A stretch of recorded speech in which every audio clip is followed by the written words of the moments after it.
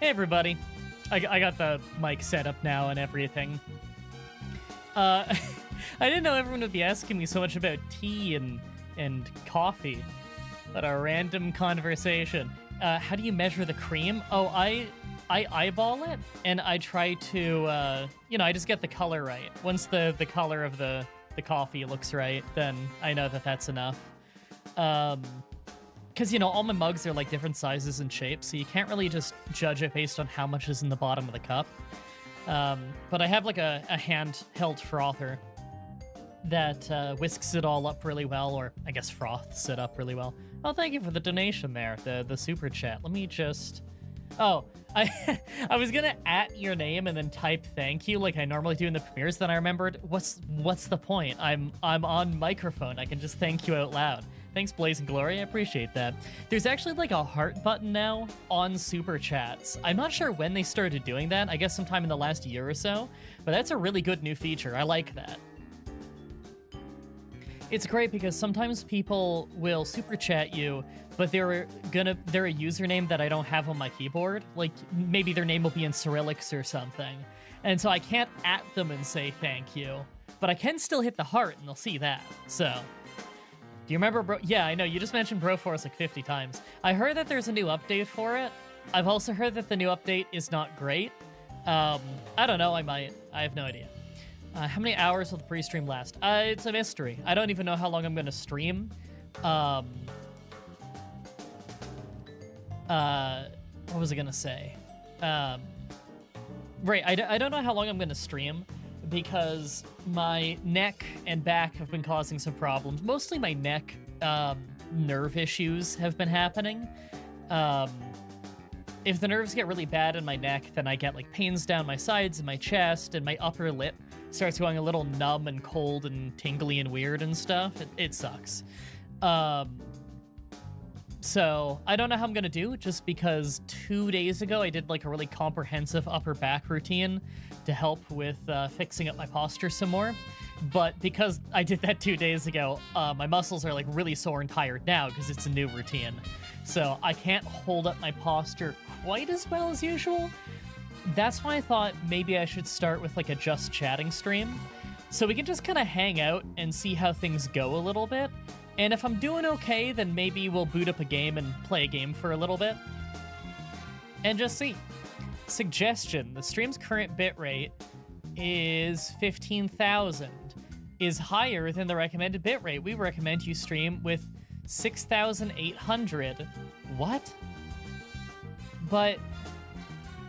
Hold on. So I haven't done a YouTube stream in, I don't know, years. Let me just check my output here. Oh, it is set really high. I don't know why it is. Whatever, I'm just gonna leave it how it is for now.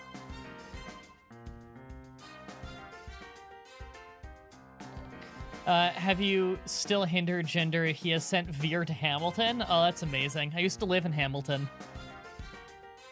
Oh, thank you for the donation, Jack Arcade V2. Hello, MDB from France. Hope you're doing far better. I mean, I'm doing better than when I passed out. I'm not doing far better. I'm still going to a lot of medical appointments. Still waiting on that cardiology appointment.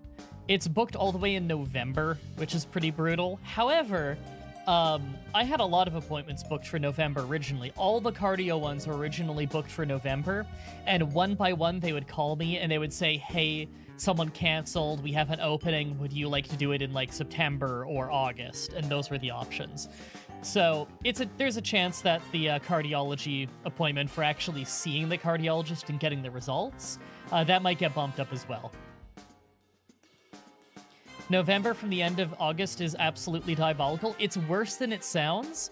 Those were all booked at the beginning of August. I think some were booked at the end of July. And yeah, they booked them all for November because they said that's the earliest they can do. But then they kept calling me, and then, I was on an early cancellation list, so they kept calling me as they got cancellations and bumping things up. And they kept saying that, what was it? They'd bump they said I could do the end of September, or I could go to the hospital and do August. And I did August every time, because, yeah, you got to pay for parking, and that's some money. But, like, that's not much money compared to if I can get treatment earlier and can work more, you know? Did you watch All In? I was at the show, and Nigel McGuinness pop was insane. I heard that the Nigel McGuinness pop was insane. No, I didn't see All In. I've been too busy. I've seen some clips on Twitter, and I'm sure it was really fucking awesome, because I love All In every year. I love AEW papes. They're great. Oh, thank you for the super chat there. Let me heart that. What's your favorite Pokemon challenge so far? Oh, I don't have a favorite. There's a lot that I've liked. I like most of them, to be honest. I don't think I have, like, one individual favorite. Love the Deadly Premonition background music? Yeah, me too. It's so good. Pokemon Platinum, but randomized Pokemon generator chooses your team. I did do an RNG run once. I think I did it in Gen 1? I could do it again.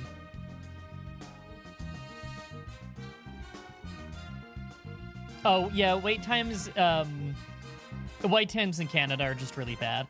More so in Ontario than anywhere else in Canada. Like, I'm sure it's bad in other parts of Canada as well, from what I've heard. But here in Ontario, the medical system is really, really, really overloaded. So wait times are just atrocious. Also, it's not completely free. People hear free healthcare and they think, like, it's free. Free healthcare is not really what it's called. It's like, that's just like a colloquialism, you know? It's called universal healthcare, and it's not like, it's not like purely free.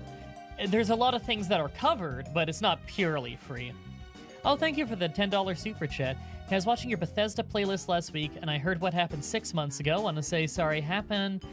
Sorry if I... sorry I brought it up. I mean, you had the choice to not bring it up. But, yeah, I don't mind at all that you brought it up. It's all cool. Oh, and someone replied to that saying, what happened? I didn't even know you could reply individually to super chats. That's kind of cool. Oh, shit, how do I get out of that window? There we go. Oh, no, they were just talking about my divorce. No, don't even worry about that, guys. It's a happy divorce, if there's such a thing. Me and my old wife split up, and she moved off to France. It's fine.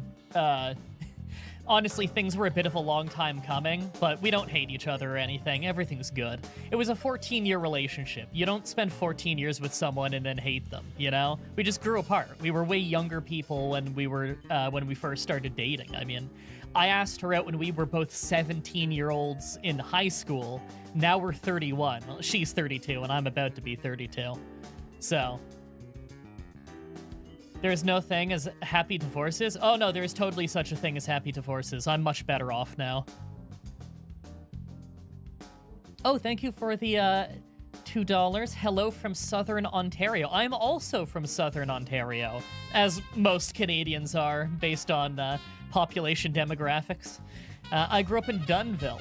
I don't live in Dunnville anymore. I moved out of there, I won't be mentioning France again. Don't worry, I don't have a problem with France. Yeah, demographics say that most Canadians are from Southern Ontario. I was from Dunnville. I moved out of Dunnville when I was just about to turn 10 years old. Like, I don't know, a month before my 10th birthday. So I grew up in a very small town. Oh my god, hearing how old you are. Talk about Mah-Dry-Bread. I'll have you know, my age is public information.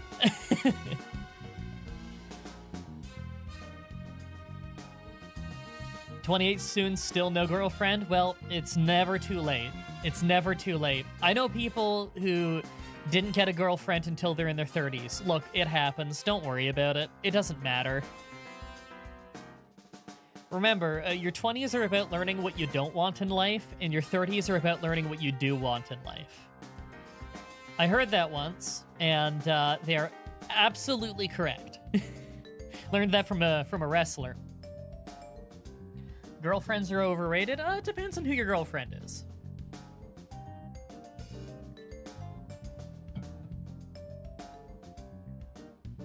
Hearing his voice, I expected you were in your mid-20s. See, it's funny you say that. Whenever people hear my voice, they either tell me that they think that I'm, like, I don't know, early 20s, or they think I'm like 40 plus. There's no in between. It's never even close to me. Hope it wasn't Benoit. No, Benoit didn't drop that advice on me. Benoit died when I was in like high school. Was I even in high school yet when Benoit died? I think I just got to high school. MDB just called my ass out loud enough for my girlfriend to hear. That's amazing.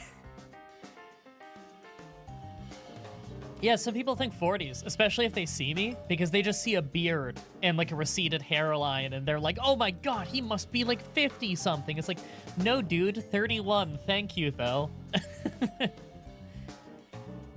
I mean, sex is cool, but have you played Snipperclip? I've seen Snipperclip, and I gotta say, it looks kind of fun. CK3 House Ginger comeback? I do want to get to that at some point. Life got in the way. Life got in the way a lot, as you could probably imagine. You know, I should switch screen. I should switch screen. What if I... hold on, which one was new scene? Oh, this one! I love this screen. Oh, that's a good one. Have you played Emerald Rogue before? No, I haven't. Actually, last night I was tweeting on Twitter. I know, it's very surprising. I was tweeting asking people what their favorite Pokemon ROM hacks are and what the ROM hack is all about. Because I want to start streaming some Pokemon ROM hacks. Because, like, I want to stream more Pokemon stuff, but I don't really want to do any of the main games because I want to Let's Play those. You know, like, get the crew together, you know, What a Geek and Goose and all them. Have some fun there. And I don't want to do the spin-off games because a lot of the spin-off games I also have plans to do on the show with the crew. So I was like, oh, well, what Pokemon stuff can I stream then? And I thought, oh, you know what? Let's do some of those ROM hacks people always ask for. So I was asking people what their favorite ROM hacks are and to give me a little description of the ROM hack, because, you know, the name of the ROM hack doesn't always give you a really in-depth idea of what it's all about. So I've been getting a lot of recommendations over there. And to be, have you followed or heard of Ross Scott's Stop Killing Games initiative? Well, one, thank you very much for the donation. That's huge. Two, yes, Ross's Game Dungeon is one of my favorite series on all of YouTube. I've taken a lot of inspiration from that.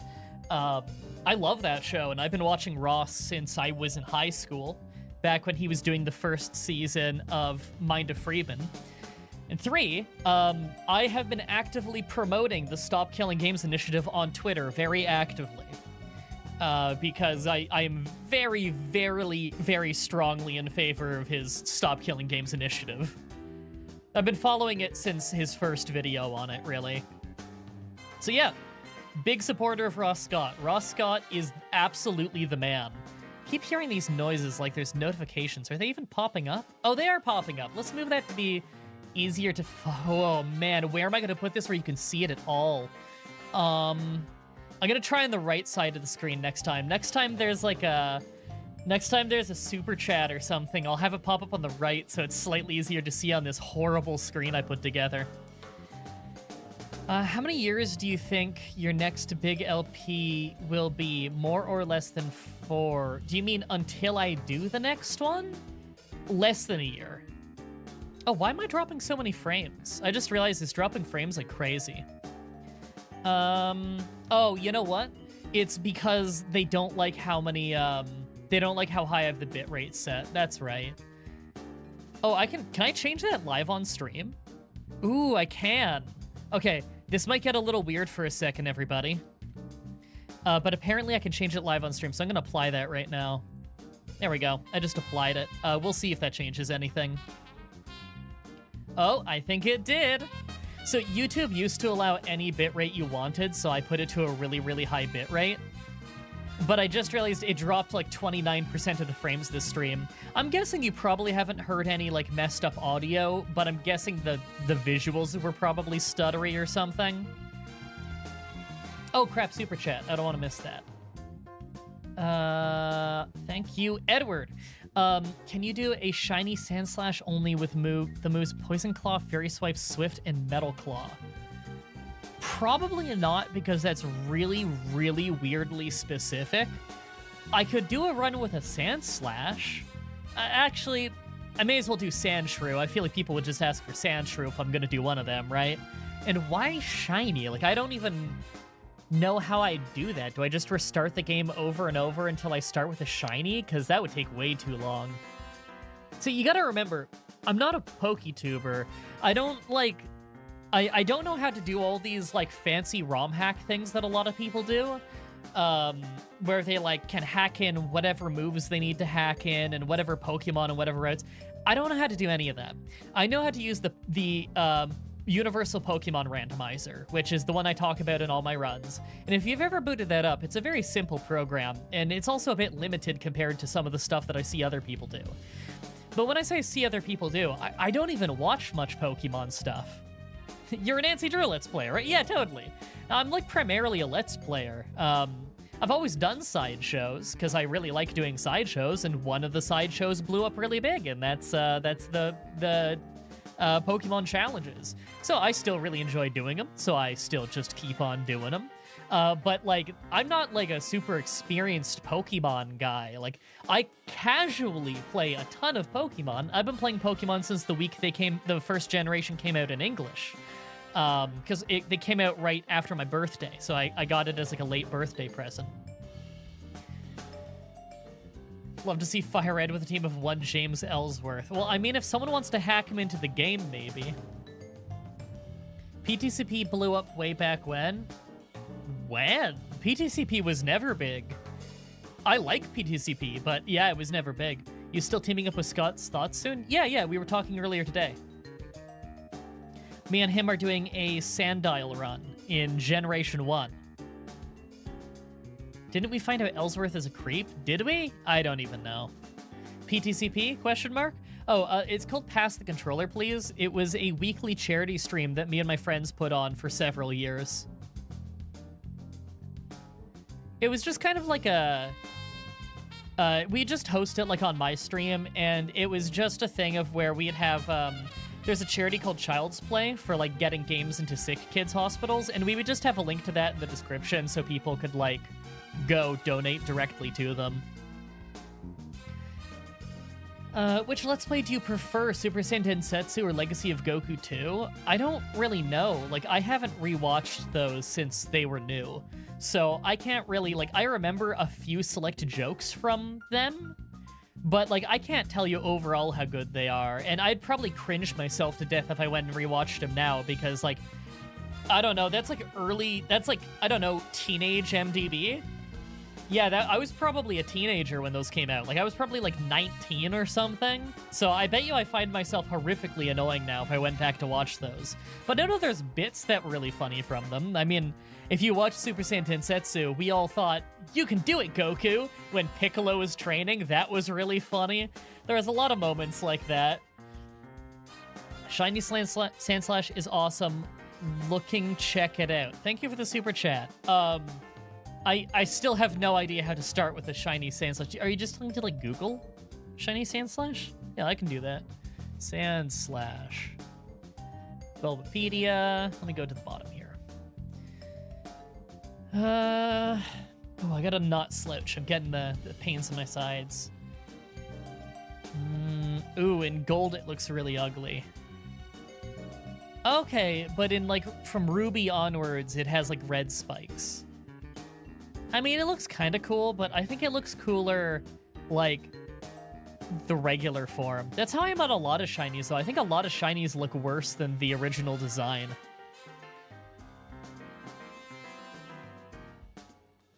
We evolved from Twitter Spaces to this. What a blessing! Oh, the Twitter Space thing was just a random thing. Unrelated to this. Was fun the other night with Truth. I wish I had that recorded, because it was really fun. For anyone who doesn't know, Twitter has a thing called Twitter Spaces now, where it's like a live audio podcast and people can request to, like, call in. And I was doing one the other night, I don't know, a couple nights ago, and my friend Truth called in, and he was just gonna call in to tell me to watch Kung Pao, but we ended up talking about, like, Dragon Ball Z and a bunch of different video games and Final Fantasy Tactics and like, just a bunch of stuff. We talked for hours. Old N64 games that have Christmas vibes. Super Mario 64, Diddy Kong Racing. Oh, it was just a really fun time. I wish that was recorded, though. But if you're going to record it, you have to set it to record at the start. So, you know, the start of the stream was just me checking what Twitter Spaces even were, so I didn't think I would need it recorded. Non-translated thing? Non-translated thing. See, Katasumi knows the old school references. That was like, I don't know, how long ago was that LP? 12 years? 13 years? You know, I can check. I'm just gonna go on my channel thing and search Densetsu. Is that not how you spell it? There we go, I got it. So the original Let's Play was September 2011. Yeah, the original LP was September 2011, so 13 years ago, almost exactly 13 years ago. And the second LP, the re-LP of it, was 5 years later in 2016, which was like 8 years ago. Wow, that is insane. Wow, the thumbnails are so much better on the re-LP of it. Like, way better. I gotta redo that game. I've been meaning to redo that game again soon, because I love Dragon Ball Z Super Saiyan Densetsu. Not just the wonky translation, it's just also a really good video game. It's a Japan-only SNES Dragon Ball RPG. It's really rough around the edges at times, and it's brutally hard. It's completely unfair, but damn, it's a fun game. I don't want to. See, I just know people can type references from that LP from like 13 years ago. People can type references from that LP from 13 years ago, and I instantly remember the joke and know the voice you want me to do. Oh, that's great. Thanks for all the fun videos. I hope you feel better after all that happened last... Oh, no, I'm still going through the health stuff, but at least I haven't passed out in like a month, so that's kind of nice. Bro, the background is Deadly Premonition too. Like, I've got nostalgia overload. Tell me that, but I was listening to It's a Good Idea to Microwave This if anybody's aware of the show back in the day, too. Oh, there's a show called Is It Good to Microwave This? I gotcha. Okay. Yeah, I did a Let's Play of Deadly Premonition. I did the second game as well, although I like the second game a lot. I still think the first game is better. But yeah, oh my god, Deadly Premonition 1. I both adore that game, and I adore that Let's Play. I always talk about it, but like, I really love that you get to, not only do you experience the game in that Let's Play, but you also get to watch What a Geek go from being not very interested in the game to getting interested to, by the end, he's like really invested in the game. It's really cool watching that game win What a Geek over. It's, I don't know, heartwarming. Are you maybe planning to bring back Wrestling Empire? Oh yeah, I streamed it like a couple days ago on Twitch. If you go to my playlist section on my channel right now, you can watch the newest episode of Wrestling Empire. It's not public yet, but you can still just watch it if you click on the playlist.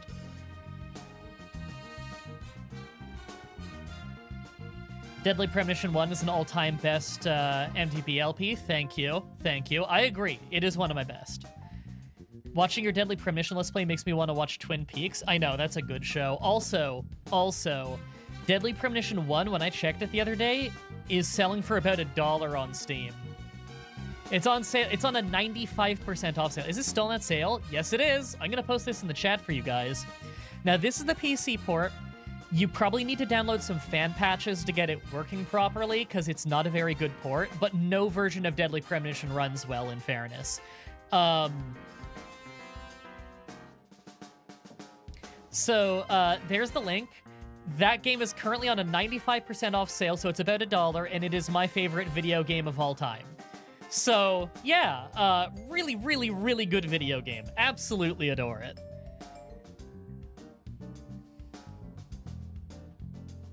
Is it like Spore where it crashes every 2 minutes? Well, it doesn't crash every 2 minutes. It's got a litany of bugs, though. If you have Windows 7 like me, it works just fine, at least for me, lol. Yeah, it works different for everyone, to be honest. Have you ever tried to beat Pokemon Emerald Battle Frontier? What about a challenge on that? I don't know what that is. If it's a ROM hack, then the answer is no, I have not played it. The only Pokemon ROM hack I've played is Dragon Ball Z Team Training, which is a Fire Red ROM hack I Let's Played on the show, and it's very, very fun. That one's awesome. Very much recommend you go check out that Let's Play of it if you're interested. You will love Infinite Fusion MDB. It's great for streaming because you can make more than 50,000 original Pokemon fusions. Yeah, I think I vaguely know what that one is. But yeah, I'm not doing challenges in any random, what are they called, ROM hacks. I have zero plans to do any challenges in any of those ROM hacks right now because I always want to play them casually first so that I understand whether it would make a good challenge or not. That said, it's like I was tweeting the other night. I do want recommendations for ROM hacks that you personally really like, and for you to explain what you like about it and what the ROM hack is about, because I'd like to start streaming some Pokemon ROM hacks just for fun, you know, on Twitch most of the time, but also probably over here on YouTube. And just like I do with all of my Twitch streams, I put the recording on YouTube after so that you don't miss anything.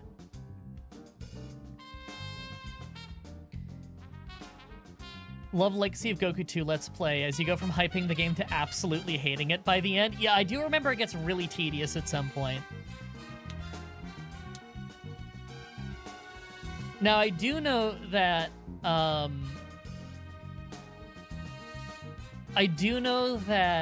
what's it called? Legacy of, no, Dragon Ball Z, Boo's Fury. Boo's Fury was essentially Legacy of Goku 3. That game is really, really good. And I think that one is aged quite well, too. That one's probably aged a lot better than Legacy of Goku 1 and 2. Mostly, it aged better than Legacy of Goku 1, because Legacy of Goku 1 is a terrible video game. It's really funny, but it's a terrible video game.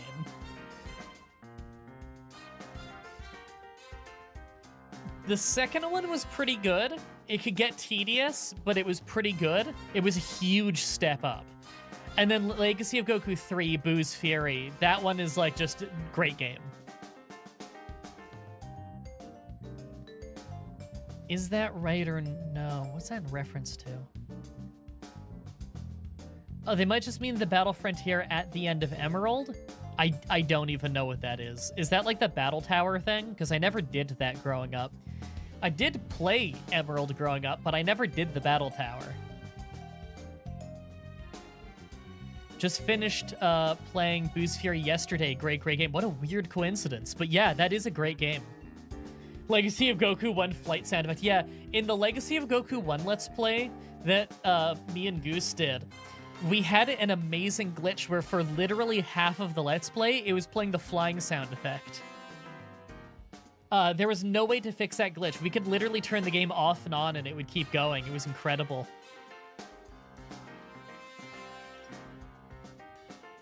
I think it's because we had a flying glitch thing happen. Like, the flying sound effect was playing over the credits of that game. It was nuts.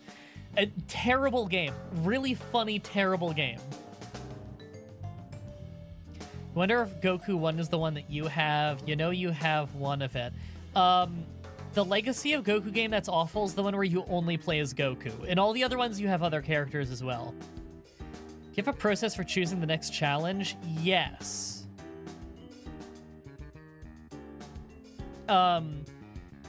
It's not like a super set in stone process, but it's basically, hold on, let me just pop the thing up in front of me so I can, here we go. So I have a Trello page where I write all the challenges in order. So what I do is I map out all of the Saturdays and what day they'd be on, and then I start going through the list, and like once every 3 months or something, I'll fill out the next few months of days. And what I do is I go through a month or two of Saturdays, and I try to pick what gens I want to do. You know, what generations. So that they're all different generations. So, you know, I'll do like Gen 1, and then I'll do like okay, I haven't done an Emerald in like a month, I'll put an Emerald in there. And then the next one, it's like, okay, I haven't done Gold in 5 weeks, I'll do Gold, you know, and try and make it so I'm not doing the same gens over and over and over. And then once I have the gen filled in, I try and fill in, is this going to be a team run or is this going to be a solo run? So that I'm not doing like a ton of one or a ton of the other. So I write that in, so now I'll know my generation and whether it's a team run or not. And then I go through and I start figuring out, okay, what are the literal runs gonna be? So for the solo runs, I look and I pop open the list of every Pokemon in that game, and I try and figure out, okay, what's a Pokemon I haven't done that's interesting? Maybe it gets requested or something. I look at my list of like ideas that I've written down and see if there's anything that would be perfect for that. And if it's a team run week, then I'll look at that and I look at that generation. I'm like, okay, what could I do? Could I do, maybe I copy a gym leader's team. Maybe I do a type only run. Maybe the random number generator, you know, something fun, something that looks fun to do. And that's kind of the method. And then once I'm running low, once I only have like, I don't know, 3-4 weeks left planned out, then I'll write down another 2 months worth of Saturdays. I figure out what gens I want to do them in, and I slowly start filling them in. But they're not always planned out like well ahead of time or anything, just sometimes. Do you think you'll do any 8 or 9 runs now that we have Switch emulators? Maybe one day, but I need to let's play those games first. I do want to do Gen 6 runs probably pretty soon. Clonormal was your best Pokemon challenge name? Thank you. Thank you. I don't think it was very unique, though. Just because I thought of it and I was really happy with it, and then like 4 people tweeted at me saying Clonormal. So I don't know. I guess it doesn't have to be the most unique, as long as it's really funny. And I did like that one a lot. Hey, Retro. Have you played Pokerogue? No. It's like I was just saying like a couple minutes ago. I haven't played any Pokemon ROM hacks either than Dragon Ball Z Team Training. Didn't get a notification earlier. I was busy in my 4th playthrough of Phantom Liberty. Which one was Phantom Liberty? Is that MGS4? I think MGS4 is the only one that I haven't played at all of the main series. Thank you for the hella detailed insight. Always happy to. Cyberpunk 2077 DLC. That is not at all what I thought it was. What the hell was I thinking of then? Hey, Freya. Yeah, what was I thinking of then? Oh, thank you for subscribing on YouTube there. I appreciate that. Or not, it's not called subscribing here. It's called becoming a member here. That messes me up so bad. Because I normally stream on Twitch. And on Twitch, a paid subscription is called a subscription. But on YouTube, subscription is like, you know, where you follow a channel and you get the video updates or whatever. I mean, I say you get the video updates. It's YouTube. You don't. If you go to your subscriber page, then maybe my thing will show up if you're lucky. If you... For Phantom Pain? Maybe I'm thinking Phantom Pain? I don't know. No, that's MGS5. What was MGS4? What was the subtitle for that game? Because I didn't play that one. Oh, MGS2 Sons of Liberty is a thing. That's what I was thinking of. Okay, well, then what the hell is 4? I don't remember. Silent Hill Remake looks really good. See, I used to speedrun Silent Hill 2 on PC a little bit. That was fun. Will you ever do Gen 5 using one Beldum? I think it's how you pronounce that. I've never heard it said out loud, but I know you're talking about the thing that becomes Metagross. No, probably not. I'm probably never going to do a Beldum run because it doesn't seem like it would be interesting to watch at all. Any chance of another KOTOR playthrough? I might do KOTOR 2, but KOTOR 1 was literally blue screening my computer. Gen 1 games, there's a secret fight with Professor Oak. I think you have to, like, hack that in, though.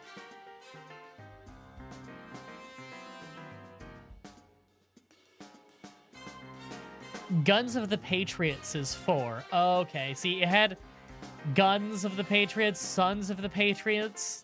That's why I'm mixing them up. Oh, I need to stand up. I'm getting bad nerve pains in my chest. Kind of in the right side right now. Oh, yep. I gotta straighten out some more. Ooh, just slightly lightheaded standing up. Makes me wonder if any of the passing out lightheadedness stuff is coming from nerve issues in the neck cropping back up. It's possible. Oh, I lost a lot of muscle mass that was helping keep me upright when I had my dental surgery. Because, you know, liquid diet for a while. Ooh, and then I was having all kinds of abdominal pains and weirdness and start getting worse and worse. It was rough. It's been rough health-wise. Any idea when you and Haley... See, you know the rules. Anytime anyone says when, I always have to say, I cannot answer when or how soon. I can't answer those questions. I will never have the answer to those questions, I'm sorry. The reason why I'll never have the answer to when is that if I know when it's gonna happen, then I've already tweeted out when it's gonna happen. Because the moment I actually have these things set in stone and I have a recording date set up with the people, I let people know immediately. So, like, if I had an answer of when, the answer is probably, like, this week. And that you would already know on Twitter, so... Any health updates? I'm trying to remember which health updates I gave you in the last Pokemon Challenge voiceover, because I've already done a voiceover since then for this Saturday's video, and I gave some updates in that. So I think only those of you from stream and Twitter would know about the stress test results. So, like, I don't, for the cardiology results, obviously, I don't literally get, like, emailed the results or anything, so I don't know what the results show exactly, nor would I know how to read most of it. I'm not a cardiologist, but, hold on, let me move my chat. Can I pop this out? Pop out chat, here we go. Here we go. Sorry, I had to put it somewhere easier to read while I'm standing up. There we go. So I did the stress test, which is one where they hook you up to, I think it's called an EKG, where they put the wires on your chest and your sides, and they have you walk on a treadmill. It's got like a treadmill, goes pretty fast, has a little bit of an incline, and they're monitoring your heart while you do it. They also put like a blood pressure monitor on your arm so they can periodically check your blood pressure. I don't know exactly how it went, but I do know that my blood pressure was still very low while I was doing that. Because, you know, I check my blood pressure at home. I have a home testing kit because my blood pressure's been really low. And they were checking it, and they're saying, yeah, it's low. Mostly the bottom number. I never remember. There's names for the top and bottom number. I don't remember what the names are, but the bottom number always gets too low. That's what was really low when I was passing out. So that's been really low. That's been consistently quite low. So I got to be really careful about that. Not that there's much I can do about it, to be honest. So got to be careful about that. Blood pressure was low. My pulse was also really abnormally high, which apparently is kind of a common side effect of having low blood pressure, is your pulse has to get higher to try and compensate to get the blood through your system. Now I wear a Fitbit, and I've worn a Fitbit for, I don't know, 4.5 years now. So I actually have a record of what my heart rate usually is. And yeah, it has been higher than normal, but it was very high when I was at the cardiology clinic, like much higher than normal at the cardiology clinic. Before I even started walking on the treadmill, the tech had to bring in the cardiologist to make sure it was safe to put me on the treadmill, because my heart rate kept going between 110 and 130. And in fact, so like I was standing and it was going between 110 and 130, like just back and forth. And he's like, is it normal for it to be that high for you? And I look at it and I'm like, no, not really. Like, that's pretty high for me. Like 130, that's where I am when I'm doing like light cardio, you know? If I'm like, I don't know, if I'm like jogging or if I'm like walking real fast on the treadmill, then sure, I'll be around there. But because I got a treadmill at home. Is Mo your real name? No, that's my nickname. My real name is Mah-Dry-Bread. My name and everything is like public information. It has been since I started the show when I was like 17. Anyway, where was I? So he called the cardiologist in. The cardiologist actually recognized me from 2 years prior, which I thought was kind of funny. And he was looking at it, and yeah, he could acknowledge it wasn't very normal. So he had me sit down. He was like, sit down for a little bit, let's see if it goes back to normal. And it didn't. It was still between 110 and 130. And then he got me to start doing deep breathing exercises. That didn't lower it either. And he ended up just saying, like, okay, well, you don't have, like, arrhythmia going on. He didn't hear anything weird when he listened to my heartbeat, so he's like, okay, do the stress test anyway, you should be good. So, cool. I did the stress test. I walked on the treadmill. My pulse got the highest I have ever seen it in my life. A couple years ago when I used to do a lot of kind of high-intensity cardio, you know, like high knees and stuff. I do like high knees for a half an hour straight and stuff like that. When I used to be really on top of that, the highest I'd ever seen my pulse go was about 170, maybe 165. So the fact that it went to 185 when I wasn't even running, I was like speed walking on an incline treadmill, and I was feeling like crap doing it. That tells me that, yeah, something's wrong. Now, it's not necessarily a problem with my heart. It could be that the blood pressure and the heart rate and stuff is a symptom of something else, but I don't know that yet. I'm not going to know until I see the cardiologist and get his opinion. Because, like, yeah, he popped in for a second, but he was just popping in to make sure it's safe for me to get on the treadmill. So I won't know until November at the latest, because that's when that appointment is booked right now. But they told me if they have an early cancellation and they feel like they need to see me earlier, then they'll just bump it up, you know? Canadian who looks Slavic with a Welsh name who calls himself a carb. Oh, bread. Yeah, I don't call myself bread. Mah-Dry-Bread is just a sound effect. It's a noise. It doesn't have anything to do with bread. Also, I don't call myself that. It's just one of my nicknames. It's not even like a username. Like, it is my username now, but that was a nickname from, like, high school. It's just a noise. It's a noise that we spelled phonetically. Also, I don't just look Slavic. I am Slavic.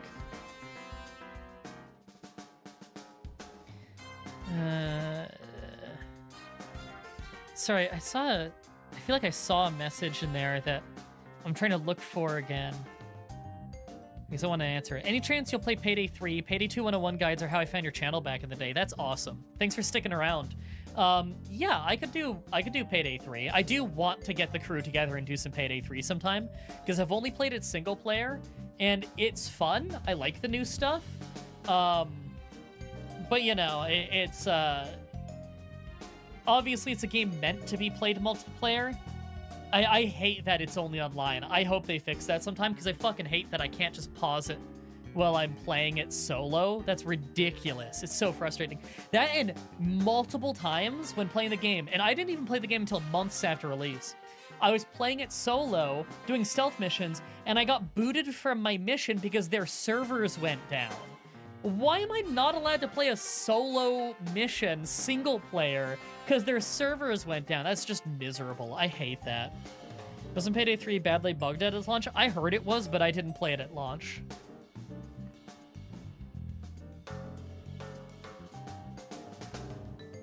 Evolve into American MDB and give yourself a gun. Is that how it works? When Canadians level up enough, do they evolve into Americans? Did you watch the new Legacy Inc. SummerSlam video? Yes, I did. I watched the full stream broadcast of that. That whole entire simulation was nuts from beginning to end. Nothing went as planned. From John Cena ruining the intro gag to the insane slow counting of the ref, and the ref in the Solo Sikoa match not counting tap outs and stuff. That was unbelievable from beginning to end. It made no sense. Oh, it was such nonsense. I love it. Like, every single simulation on New Legacy is weird in its own way, but that may have been the weirdest. At least when it comes to pay-per-view simulations, that might have been the weirdest.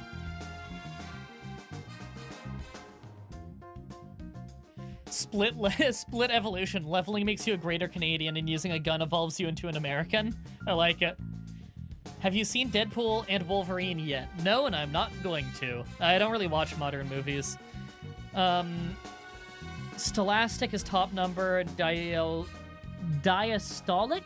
is the lower number, generally 120 to 80. The BPM from 60 to 120 can vary. Yeah, so my blood pressure on average lately has been 90 over 60.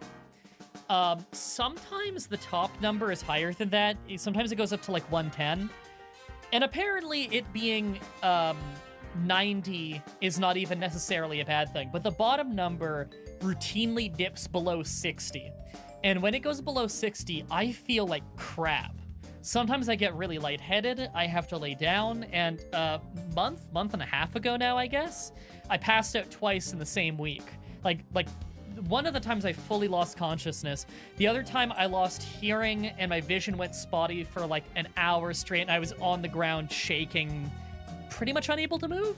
Thankfully, I had my phone on me so I could call the ambulance and stuff, or, you know, call 911. And they sent an ambulance. But, like, scary shit, you know? Remember to take it easy. Well, I wish I could, but yeah, I can't take it easy for the same reason none of you can. Bills gotta get paid. Hell no, MDB got sent to Lent Hill to wander for eternity. Yeah, I'm actually the skeleton wandering in the middle. That's me. Top number being low is okay, the lower one is the one you have to watch for. Yeah, that's what the doctors keep telling me, is that the top one isn't concerning, but the bottom one is. I miss the old promos in 2K games as New Legacy Sims on them were truly hilarious. Yeah. You don't happen to take any blood pressure meds, do you? No, I'm actually on no medication. They didn't want to prescribe me any medication until I was done all the cardio test stuff, because all the doctors were worried that if there is something seriously wrong with my heart, they didn't want to prescribe something until a cardiologist saw me. So I'm just having to survive this crap with no meds. And I may not see a cardiologist until November. Not fun, especially considering I truly need to be working a lot more. You know? Oh, your internet's acting up. Okay. Thought it was mine for a second, but no, looks like mine is stable.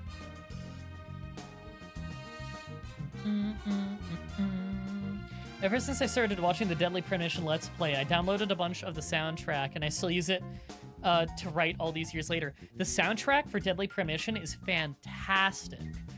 For anyone who doesn't know, the song you're hearing right now is one of the songs from Deadly Premonition. The song is called FBI Special Agent. Very good song.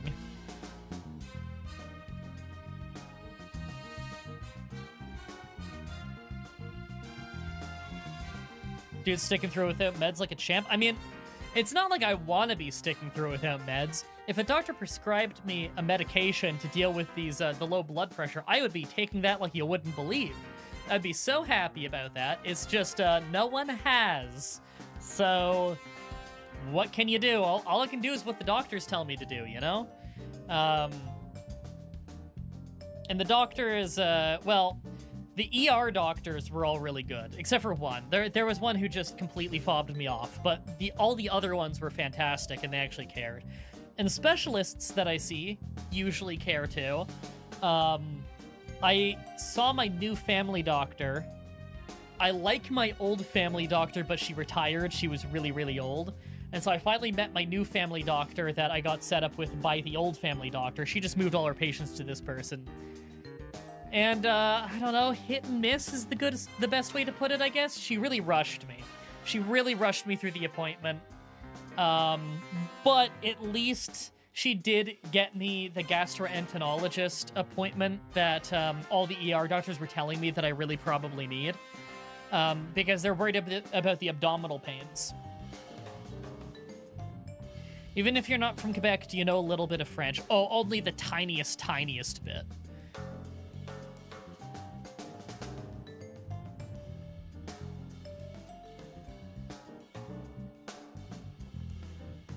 Here's the thing, you only really learn a language if you have an interest in it, or if it's useful in your day-to-day life. French is only useful in day-to-day life in Quebec and parts of New Brunswick, because that is what the native-speaking language there is. Outside of that, it's just forced on you through the school system, So no one actually retains any of it after school because you don't have any use for it. It's not a useful tool for you in your day-to-day life. Every single document that comes from the government comes in English and French.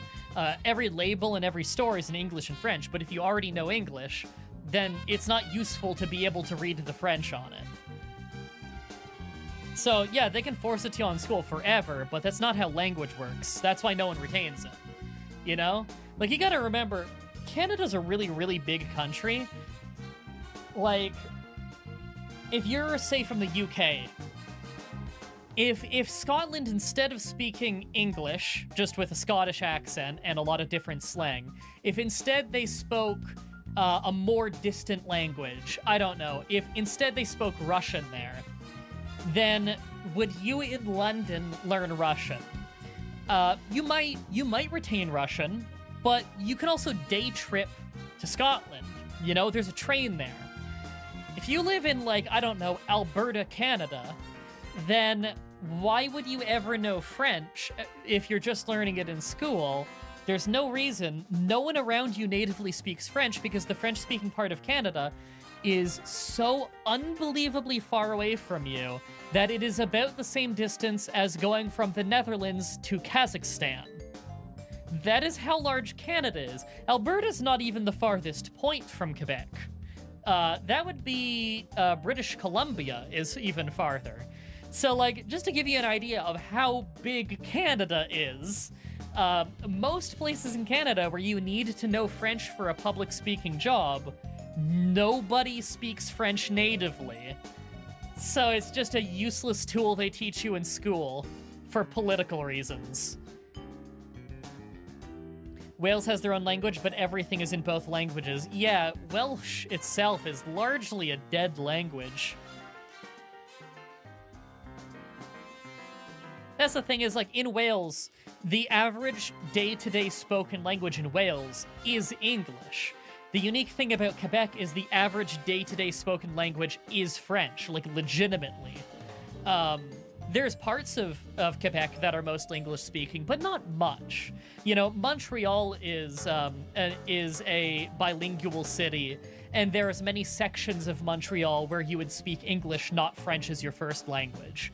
But that's kind of an exception. The rest of Quebec, your spoken day-to-day language is French, and English is the second language you learn. And the Quebecois learn English because it is actually a useful language for them to know. French is not a useful language for the rest of Canadians to know. It doesn't matter how much you force it through the school systems, and they do force it. They force it on you for 10 years of education. But you can force it for 10 years. Everyone still just forgets it the moment they're out of high school because it's not genuinely useful to you. You can't force it to be useful, and you can't force people to take an interest in something, you know? Everybody took math, but if you're bad at math, then you didn't become a mathematician after school. It's how it is. At least math is useful to you. Good part of Transylvania is Hungarian? That's true. At least in language, yeah.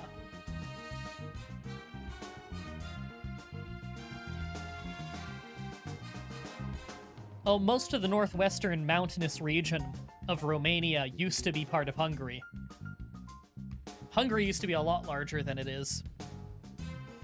For many points in history. As a half Russian from London, this is hilarious. Math done bad. I like that.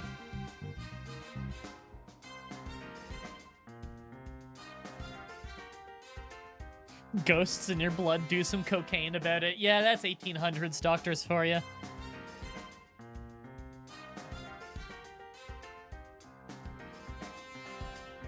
Tuned into your favorite bone zone. Well, there are a lot of bones on screen. MDB in French class. I don't want to. I don't know why MDB in French class sounds like Vegeta in Super Saiyan Densetsu, but that's canon. No, I was actually good at French class. I got good grades in French class. It was one of my better classes. But I didn't know what any of it meant. I was just good at presenting language, you know? I'm a good speaker. I didn't know what any of it meant. Most of the students didn't know what any of it meant. The thing is, you can't force that kind of thing on people and expect them to actually learn it.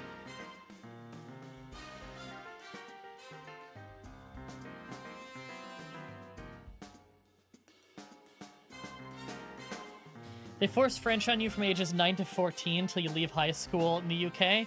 In Canada, you start French education in your schools in grade 1, I believe it is. By grade 3, you're singing the national anthem in French. So, like, they start you young in Canada, but it doesn't matter. I mean, you're getting taught French by people who didn't speak French as a first language anyway, too. So, like, it doesn't work on any level, really. If you weren't a YouTuber, what would you be? Homeless. Because me becoming a YouTuber as a job was because I was doing YouTube as like a hobby.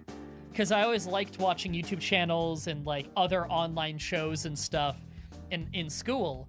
And then in 2010, when I graduated, I started job hunting while doing my YouTube channel for fun. And I started the YouTube channel in 2009 or 2010 is when I started doing videos. I think early 2010 when I was 17. Yeah, I never found a job because the job market where I lived was so unbelievably bad and my disabilities got in the way as well. For anyone who doesn't know, I have Ehlers-Danlos and cerebral palsy. I don't really talk about it much because it's not really that relevant, to be honest. Yeah, I couldn't find a job, like, at all. Even able-bodied people couldn't find a job very well, so, like, what could I do? The only thing they could offer me was, like, fast food jobs a city away, and it's like, well, I have no way of getting there, and at the time, my health was so bad that there's no way I could have stayed on my feet long enough for it anyway, so why would they hire me? So eventually, after 2 years of not being able to find a job, I was just like, well, fuck it, I'm just gonna, like, go full in on YouTube. And it took 10 years of full-time YouTube before I blew up and started making good money, but eventually it happened. Now, that said, I'm not still making the best money ever. You know, I'm well past my prime, you guys know that. I had my big blow-up on YouTube, and that's really awesome, and I'm very proud of that. I'm much smaller than I was back then now, and that's perfectly okay with me. That's kind of the trajectory of YouTubers, you know? They have their big thing, and then they trail off slowly.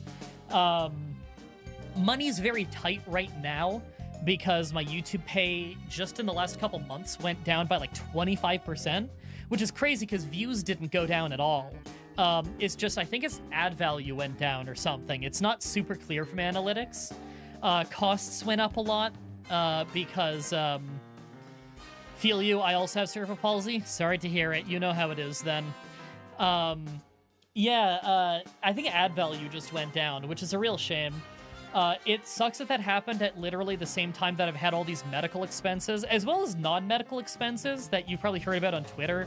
You know, like, I just had to get new lenses in my glasses, for instance, and that was $615 because I am blind as a bat. So I needed new lenses, and also they put all these coatings on my lenses to protect my eyes from the screens I work in front of, to help keep them from decaying as quickly. So that costs a fortune. And then I also had to take one of my cats, Sabu, to the groomer. He's got a new groomer now, needed an assessment, he needed a shaving, all kinds of stuff, so that costs a fortune. Tomorrow, I'm taking Rocky into a vet appointment, and he is ready to get his shots renewed, like his vaccines and stuff, so that's gonna cost a few hundred. And then he's gonna have to go to the groomer soon too, because his coat's getting really full. They're both long fur cats, so they need to get shaved down a little bit every once in a while so that they don't get matted fur. Especially Rocky, because he lived out in the wild for a long time before I got him, so he's not really used to being groomed. He likes getting brushed, but he doesn't let you brush all of him, you know? He didn't have that, like, habit built into him when he was a kitten. Like, at least with Sabu, I've been brushing him since he was a kitten, so he's pretty good about it.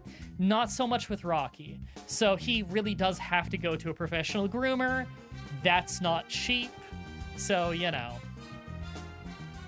So weird, coding for extra computer screens was only like $35 extra here. It might be because I'm super blind, and also, he doesn't just put a blue light coating on it. He does have a blue light coating on my lenses, but he's also putting a new coating on it this time that helps lower contrast. It's something to help protect my eyes when I'm reading, like, a lot of text on a screen, and I do read a lot on a screen, so it's probably a good idea. Are you a CM Punk fan? Yeah, always have been. He's great. Now, that said, I'm not one of these people who excuses everything he does. CM Punk is notoriously a bit of an asshole. He has been since before he joined WWE the first time. However, he is undeniably a fantastic professional wrestler. I mean, I watched literally every match he did in AEW. Every single one of them was really creative and fun and unique. I was a big fan of him in his original WWE run. I was a big fan of him on the indies. CM Punk has always been fantastic as a pro wrestler, whether he's on the microphone or in the ring or whatever. It's always compelling. MDB, if you're Vegeta in French class, is Brandon Nappa? Yes. I like that dynamic, too. Don't worry, I'm not gonna blow up Goose. What's up from Windsor? Oh, nice. Wrestling, I know a wrestling company from Windsor that's really good.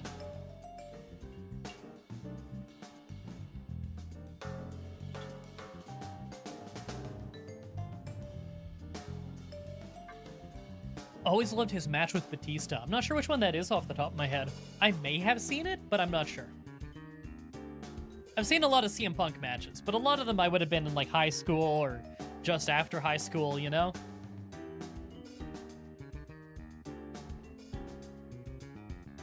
Will you play Pro Wrestling Sim?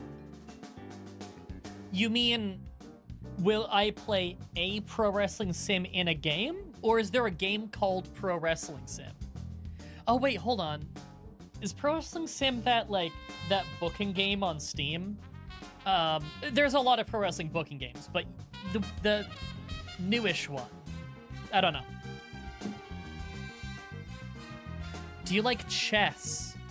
I don't dislike chess. I've played chess a little bit. I'm not great at it, but like I know how to play. This is the one. Okay, yeah, I think I know the one you're talking about then. I don't know, maybe. I do have it. I think it got sent to me for free by the devs. Yeah, I might. I don't know. 2011 when he feuded with Jericho. Was that the one where Jericho poured the liquor all over his face? I remember that being kind of cool. Yeah, Jack Perry is awesome. Have you ever played Dream Ball Z Tenkaichi games? Yeah, I used to play those all the time in like high school and stuff. Good games. What's even going on? We're just hanging out and talking. I was thinking originally that maybe we'd switch over to Twitch at some point and play some video games, but my neck is in really rough shape today, and my posture can't really keep up right now because of, you know, I was talking about it earlier, but I did like some really comprehensive back workout stuff, and so the muscles there are just really exhausted. So I'm getting pretty bad nerve pains and stuff in my side. I don't think I should do like a sitting down and gaming stream, but I can hang out with you guys longer. How's your throat, by the way? It's still pretty sore, but it's less sore than it's been the last 2 days. Like yesterday, my voice was really messed up, but right now you can hear me pretty clearly. My voice isn't messed up right now. I feel a little bit of soreness because I felt soreness for 2 months now. But at least I don't sound like really hoarse. So if I don't blow up my voice on this, then maybe I could do the voiceover later today. Then again, there's a lot of sitting down when I do the voiceover, so who knows, who knows. But it's not like I can just stop working. Can I be the skeleton playing Shawn Michaels music in the bottom left? Yes. Actually, he's not playing Shawn Michaels music. He's playing the song you're hearing right now. And I'm smiling Adam Jensen right behind Shawn Michaels. I'm also the skeleton in the middle. And Newbie Nate's in the top right. Wait, I just realized in the top right is Newbie Nate hitting British Bulldog with a skateboard. In our last stream of Wrestling Empire, the one that I did a couple days ago, we started tag teaming with British Bulldog right near the end.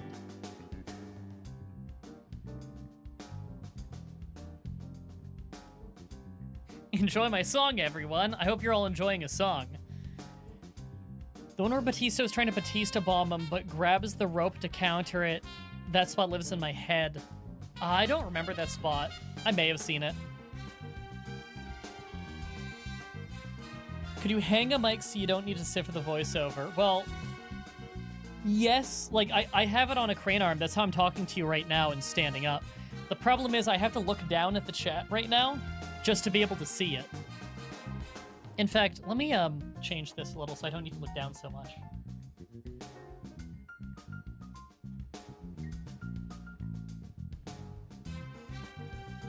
Okay, there we go. I moved it a little bit so that I can't see quite as much of the chat, but I don't need to look down as much. That's a little easier on my posture.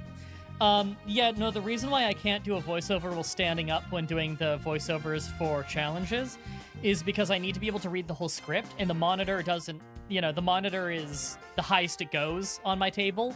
And if I'm craning my head down to do the voiceover, then I both don't sound as good, and it's really rough on my neck.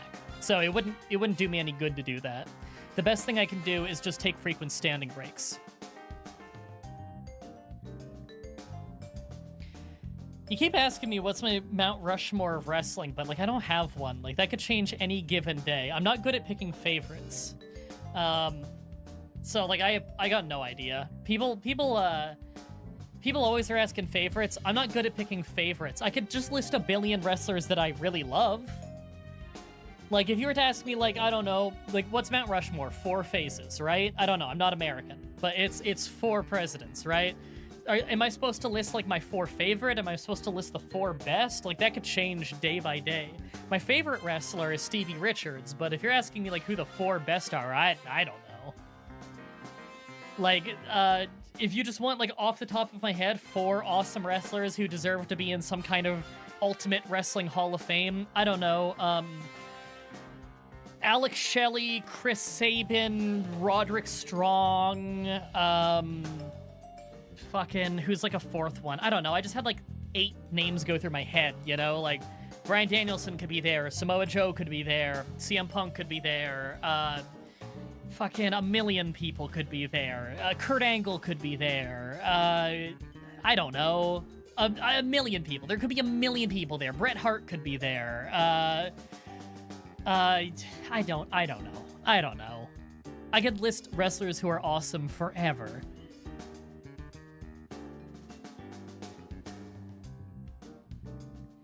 Triple H is a close 5th for you.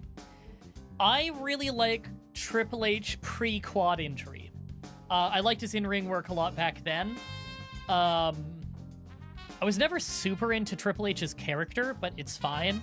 And his wrestling after the many quad tears is just fine. I wouldn't put him as one of my favorites, but there's nothing wrong with him, you know? He's good.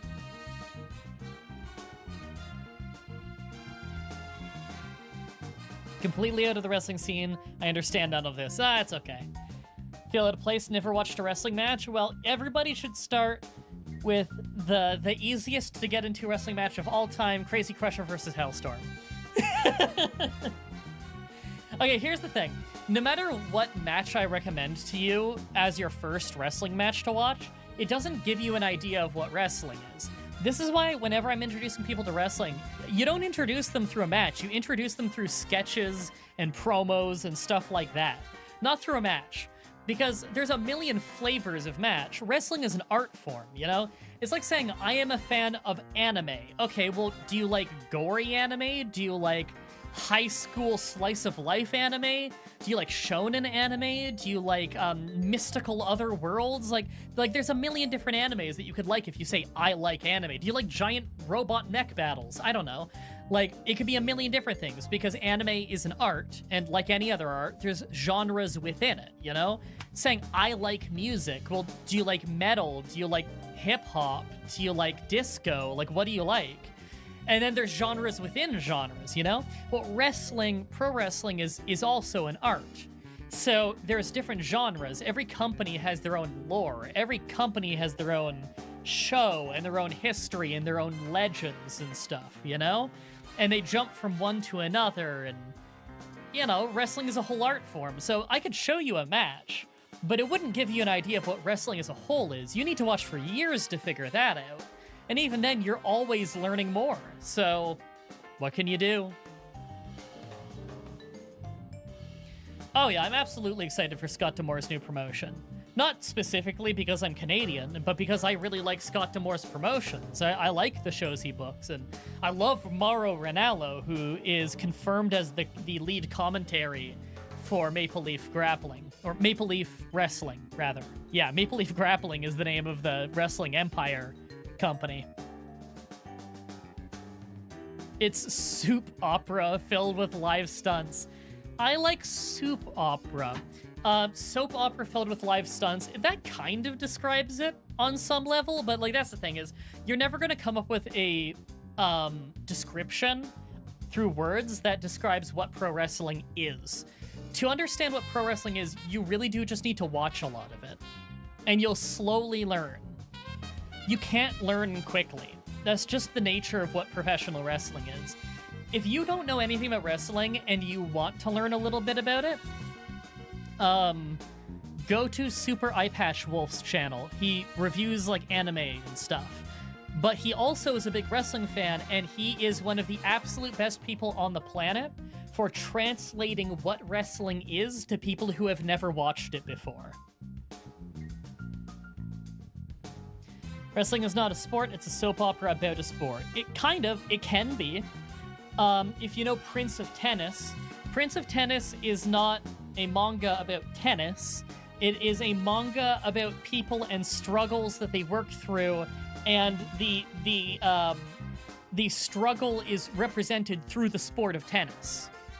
Just like how Yu-Gi-Oh! Is not about a card game, it's about a cast of characters and their struggles in the world and their adventures, and the battles are played out in a card game. That is what pro wrestling is. Pro wrestling is not a collegiate wrestling show. It is a show about a wild cast of characters and their quests and their journeys over years, and their conflicts play out through simulated fights and violence and combat sports. Dad told me that, Psycho Sid just died the other day, which is a shame, because Psycho Sid's awesome. Shonen Anime IRL, it's kind of the other way around. The origin of sports manga is in Japanese professional wrestling. So it's wrestling predated and heavily influenced anime and manga, rather than the other way around. You gotta remember that pro wrestling's a lot older than anime and manga.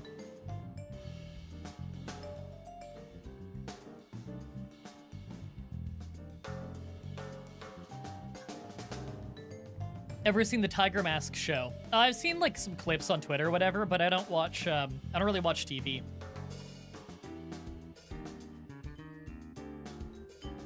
Oh, let me move this chat slightly. Sorry. Realized it was covering some of the analytics stuff that YouTube likes to display when you're streaming.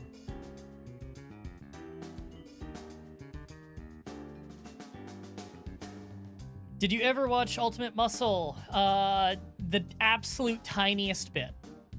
Not really interested in it.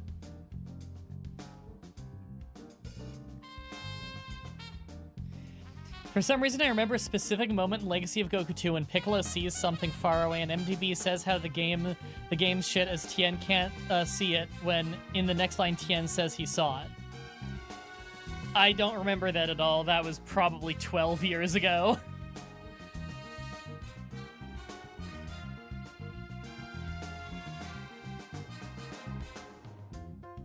Have you got a manga collection? Nope. I don't read manga. I read like a tiny bit of Shonen Jump back when I was a kid.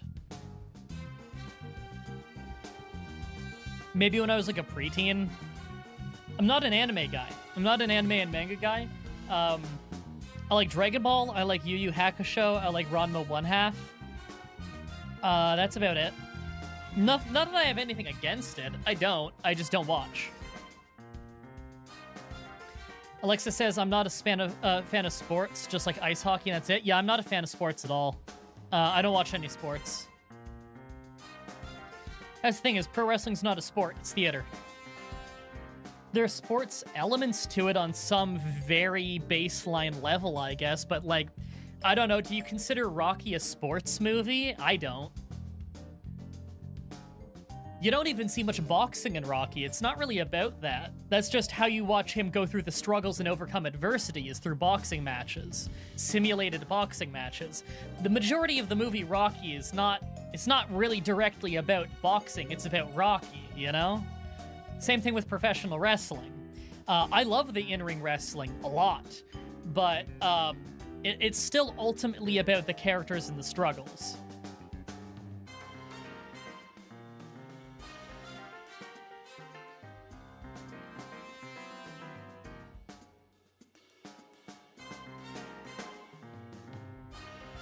Technically is considered a sports movie. Yeah. But it's not, like, about the sport. Like, I'm sure you understand totally what I mean. Yeah. Yeah, that's why wrestling is called sports entertainment. Yeah, Ranma 1/2 is probably my favorite, anime. Were you ever a Yu-Gi-Oh kid growing up? I liked it. I didn't watch, like, a ton of it, but I watched it when it was on.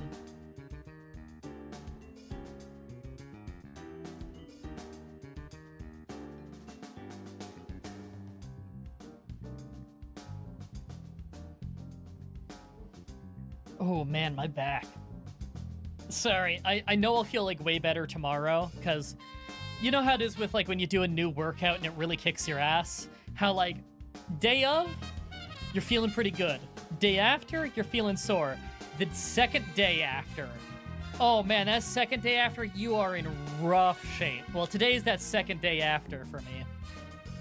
Have you considered a Zelda playthrough? It's funny you say that, because I've been talking about this a lot on my streams on Twitch lately. But yeah, like once a year, I remember Majora's Mask exists, and then I want to do a Let's Play of Majora's Mask, because I love Majora's Mask. I grew up with that game. That's a really fun game. So yeah, I do want to do a full playthrough of Majora's Mask. I never fully beat that game growing up. I never got, like, all the masks and stuff, but I want to. And I think I know how to get all of them. It's, as a kid, I got stuck in the water... I almost said the water gym. The water dungeon. I never found the ice arrows was the problem, but I know how to get it now. You know, I've watched, what's it called? I've watched speedruns of it. How your body on a daily basis not working out. Sorry, let me pick this apart. What is this question? How your body on a daily basis not working out. Sorry, I'm really not sure what you're asking. You know, one of those plastic chairs people would crack their backs over it? That's not really a great way to stretch your back. Just do some Cobra. Like, I do yoga every day. That's a better way to do it. Have you ever thought about playing a strategy game and making a playthrough? Well, I've done that a billion times. Look, anytime someone says, have you ever thought of playing this game? Chances are I have a full Let's Play of that game on the channel. You gotta remember, I have done hundreds of Let's Plays on this channel. Go through the playlist section sometime. You'll find stuff you like. Hitman 3 playthrough with Goose. Yes, absolutely. How does body feel on a daily basis? Pretty rough. Pretty rough nowadays. Stronghold? I'm not really the biggest Stronghold fan. I've tried to get into those games a few times, but they don't really do it for me. Have you done Shadow of the Colossus? No. But have you heard of Vampire the Masquerade Bloodlines? Man, I get asked about that one all the time. I played it like a bit in high school. Dawn of War was fun to watch. Dawn of War is some of my oldest Let's Plays I've done, was Warhammer 40k Dawn of War.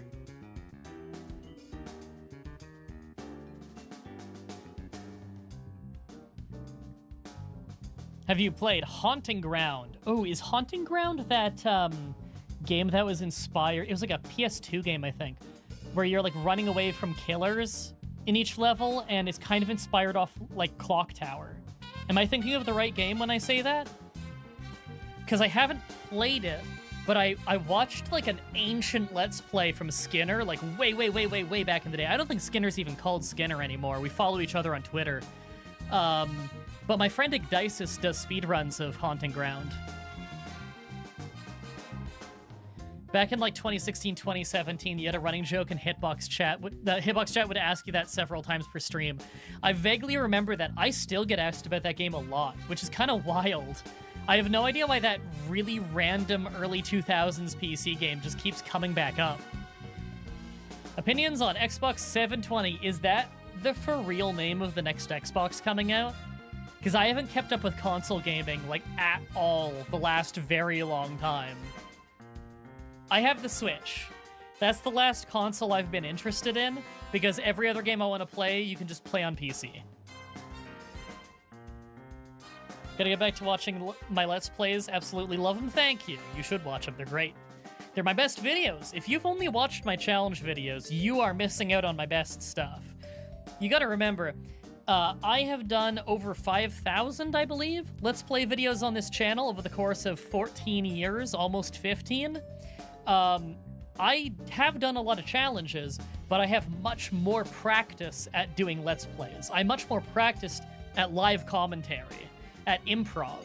So I'm way better at that than I am at challenges. It's just, how could I not be, you know? When I've done so many Let's Play videos and I've only done about 230 challenge videos total between Pokemon and non-Pokemon games, I've just spent way more of my life doing Let's Plays. What's the time over here? It's 5:25 p.m. So I've been going for like, what, hour and a half? Let me check. Yeah, oh my god, exactly an hour and a half. Yeah. Seeing your situation, a Steam Deck might be a good console to be able to play even with your poor health. Yeah, I do have a Steam Deck. But if you're talking about, like, recording for my show, no, I need to do that at my work computer. And plus, like, if I was using a Steam Deck, that's not really going to help me with the health issues. Like, I would still have to find a place to sit down, and the most comfortable place I can sit down is in my ergonomic office chair in my home office in the recording studio in front of my work computer. So I may as well do it there, you know, where I have my script and everything where I can type. So if I went through an insane amount of effort, I could record it on my Steam Deck, but it would make the entire show way harder and way slower. Not even close. Not even a bed? Well, no. Like, being in a bed all day is much worse for my health than sitting for 30 minutes and then getting up and stretching every 30, you know? No, MDB, the Steam Deck solves all your health issues. It's Valve's new innovation. Damn, I didn't know they put an auto dock in the Steam Deck. I should get that update.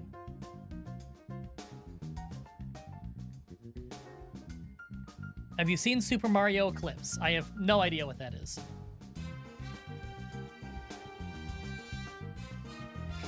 Sorry, I haven't seen All In. The clips on Twitter looked very, very good. I've been busy.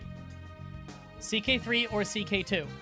They're both fantastic video games. CK3 is easier to learn. I don't think it has as many features as CK2, but CK3 is probably a better game overall. It's remarkable that even though your channel has grown a lot over the years, you're still a warm guy. Kudos. Thank you, I appreciate that. I try. Well, the whole point of the channel is that I always liked making people laugh. That's why, like, I did Let's Play, and I still do Let's Play, because it's, I don't know, I'm best at making people laugh in improv, not in, like, edited videos. I don't think my Pokemon challenges are very funny. They're interesting, they're chill content to watch on the side, but they're not often very funny. My non-Pokemon challenges are much funnier because I play a lot of Bethesda games, and they give you opportunities to make gags. You know, I can do editing jokes and stuff in those because the games are silly themselves, and they give me material to work with. But the Let's Plays are still funnier. But slowly over time, sometime in my, I don't know, mid-20s, I realized that if I like making people laugh, and I get a lot of satisfaction out of that, I also get just as much satisfaction out of just making people smile in general, and you can do that just by being nice and warm. And so, like, I was always nice in that I had a good intention, but I could also be very abrasive, and I was a pessimist. So I just became less pessimistic because I wanted to be less pessimistic. And I feel like I've become a better person for it. Not that being a pessimist necessarily means you're a bad person or anything. I'm just talking about my journey, you know? So yeah. Yeah. Do you plan on playing Black Myth Wukong? Not really. It doesn't look like my kind of game. I know some people are really into it. Kind of just looks like another Dark Souls kind of thing to me, which is not my genre. Now that said, I do want me and Helly and Kate to play Dark Souls. I think it was 2 she wanted to play together. And we do want to do that at some point. It's just very hard to match up schedules with her. Any thoughts about Deadlock? Yeah, they're like my favorite thing. I listen to their podcast literally every day. I've watched, I think, every single video that they've put up on Patreon. Yeah, I just love Deadlock. Oh, sorry, you might be talking about Deadlock, the video game. Never mind. I forgot that there's a video game coming out called Deadlock now. When I hear Deadlock, I think of the Deadlock podcast, you know? The wrestling podcast. If you're talking about the video game Deadlock, I don't know. No interest. It's a hero shooter, right? I got no interest in that, sorry. Thoughts on Horace Hogan being fake Steve Austin? You mean Red Hot Sean Texas? He's the greatest of all time. By far my favorite creator on the platform. I've commented on 10-year-old videos and you've responded. Your content helped me get through some really hard times in my life, so thanks for great. Thank you, I appreciate it. Yeah, so a common misconception. People think like that they're only gonna see your comments if you comment on a new video. Not true. On YouTube, when you're the YouTuber, you have a section of your studio page that shows you all of your comments on your whole channel, and it's ordered by whatever is newest, as in whatever comment was left newest. So you could go comment on like one of my oldest videos right now, and I would be just as likely to see that as if you commented on my most recent video. Similar to Smite and whatnot? Sorry, I have no idea what that's in reference to. Third-person class-based MOBA. Oh, I didn't even know Smite is a MOBA. I remember Dota, like original Dota. Like, I used to play Warcraft 3 in high school, and that whole genre came from the custom maps in Warcraft 3, so I played original Dota a little bit. I wasn't very good at it, and I wasn't very interested in it.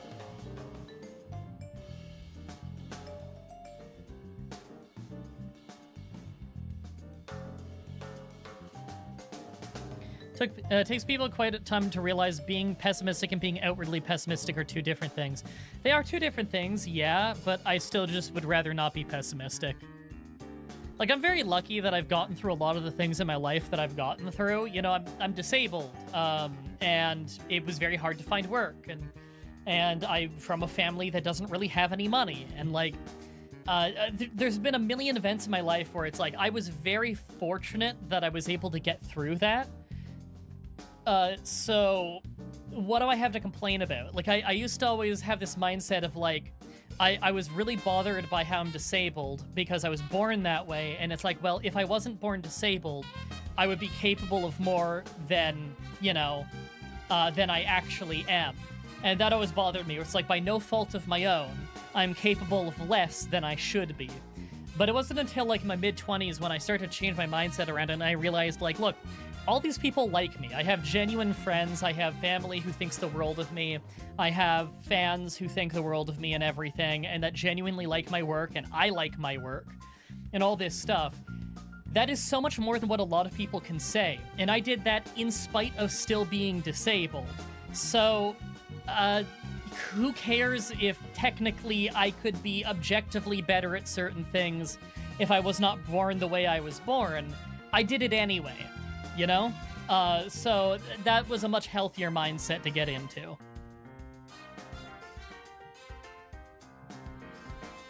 I'm going to comment on Deus Ex Part 18 to see if it works. Yeah, it absolutely will. And we are going to do more Deus Ex at some point, because I finally got the game patched enough that it's working again. Because for a long time, the game just would not boot at all, no matter what I did. and I tried looking up a million fixes and none of them worked. Eventually, I found like a fan patch that ended up fixing the game. Apparently, it didn't like when I switched to a new graphics card or something, but I found a fan patch that fixed that, so it's all good now.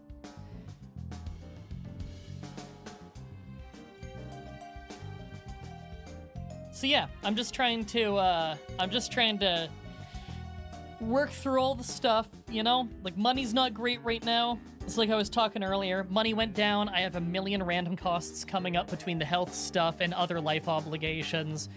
Sending money to my ex-wife, because although we were common law, so I don't have, like, spousal support as, like, a requirement by law, I promised her that I would help her land on her feet, because I think it's the right thing to do, and so I'm helping her land on her feet. So I do send some money when I can, but it's super fucking tight right now. I just got a call from my accountant because we finally have my business taxes done for the year. And I should be paying those business taxes probably any day now. They just need to email me about it. So I'm just waiting to hear back from them on that. But I'm currently losing more money than I'm gaining, and I don't have a whole lot of money banked right now. I did for a time, but I wasn't the one in charge of the finances for a very long time. And I was not informed of how they were getting until it was far too late. And then the health stuff came up, which made it a lot harder to work extra, because I wanted to work extra, but then I had a bunch of life stuff to take care of as she was moving out and everything, obviously. So personal life was very, very busy during that time. And then I have had all these health issues, which make it a lot harder to work as much extra as I would like to. And money's worse, not because views are going down necessarily. Views have gone down since, like, last year or whatever, but, like, that's not actually a big part of it.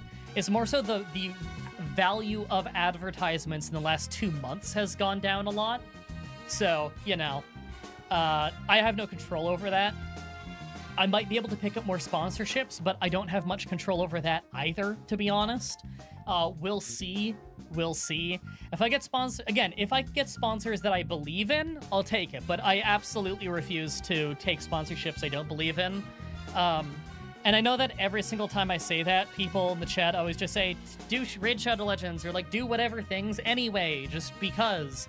And I just say every time, stop telling me to do that. It's not going to convince me. I would rather cut costs and try to find ways to live leaner.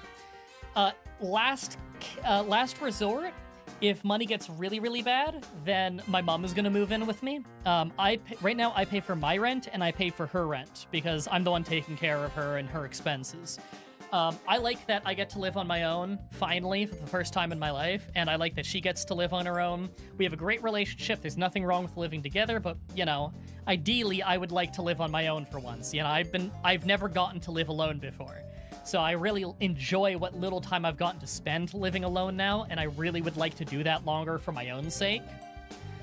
How often do you get sponsor offers you don't believe in? Pretty often. It's like Chinese mobile companies and stuff like that want you to basically lie in your script and stuff, or like gambling sites, and I refuse. I just refuse that shit. I actually just signed up with a company recently run by another YouTuber who they help set you up with sponsorships, and they work with a lot of companies I actually do really like. So hopefully they can get me some stuff soon. I would really enjoy that, but I don't know. We're one of the very few individuals refusing to lower their standard for some bag.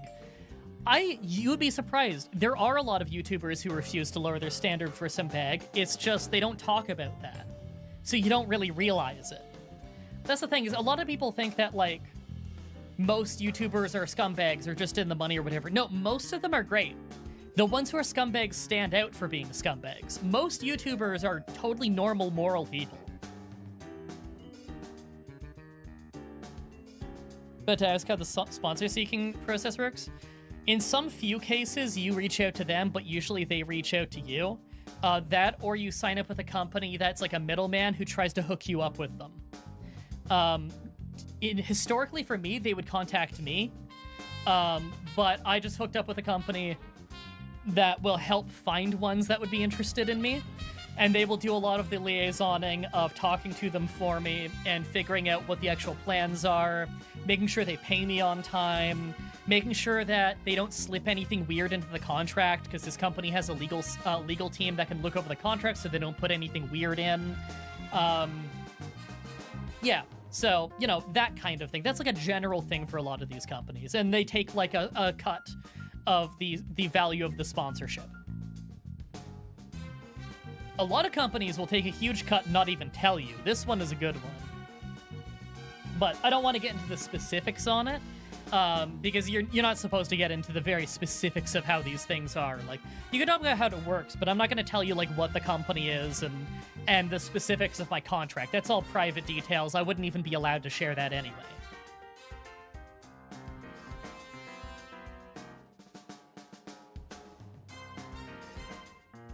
And to be after bad sponsors come in. I don't want to. Yeah, that's basically how it is. Also, a lot of people try to send you a sponsorship, but it's not a real sponsorship. It's like a keylogger, and they're just trying to get your password. So you gotta be careful of those ones. There's a lot of scammers who try to hack your account that way. It's hard shit. And I don't really like telling everybody, hey, everybody, give me all your money. I don't know. Feels tacky. Don't really like doing it. Money is really tight right now. And I'm not going to hide that or anything, because, like, look, I've been really public with you guys my entire YouTube career. So I don't see anything wrong with me telling you things like that, because I'd rather just be honest and upfront with you on stuff like that. Like, that's why there's more mid-rolls on the challenges than there used to be. Back when I was getting fuckloads of views and making lots of money, I put almost no mid-rolls in the videos. YouTubers used to tell me at the time, load those videos with mid-rolls, you could, like, go buy a house. I just didn't, because I didn't want to and I didn't feel like I needed to. In retrospect, should I have? Probably, because I should have banked that money to take care of my family better, but I was younger and dumber, so I didn't. So now I've got to load them up more with mid-rolls just to keep afloat. That's the reason why for that. I'd like to be transparent with these things. I would rather that than sell out on principles, you know? Nearly got fished out of your account through scammy emails a month ago. Stay safe, everyone. Yeah, stuff like that happens. It's scary shit. You gotta be really careful.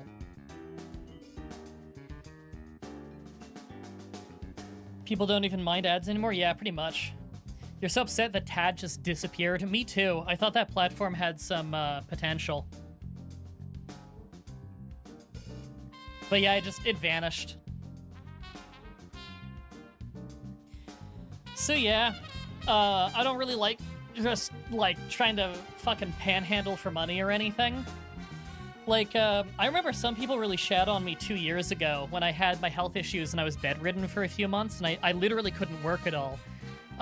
Some people said that I'm e-begging and I'm a scumbag and whatever, because I put out a YouTube community post where I was like, no, money actually is really bad right now. If you can donate, then I would really appreciate it. Don't feel like you have to. Take care of you and yours first.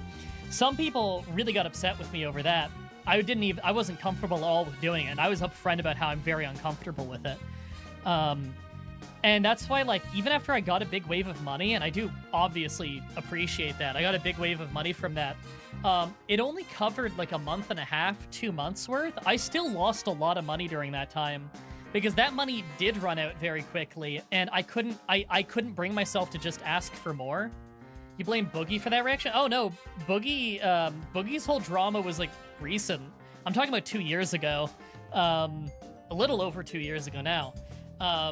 But, like, I just wasn't comfortable with asking again, so I just ate the cost and didn't say anything about it. And I rushed myself back to work the moment I felt like I could again. I wasn't healthy again yet. I was healthy enough that I could sit for a while and not, like, keel over in horrible pain all the time. But I was still, my body was still very, very rough. I just didn't say anything about it because I didn't want to guilt people into donating, you know? That's why, like, some people have asked, like, why haven't you just asked for money during this like you did 2 years ago? The answer is because even though I passed out at home a couple times, I haven't missed any work. Like, it's been harder to work, for sure. And there's been days where I had to work a lot because other days I was physically unable to work.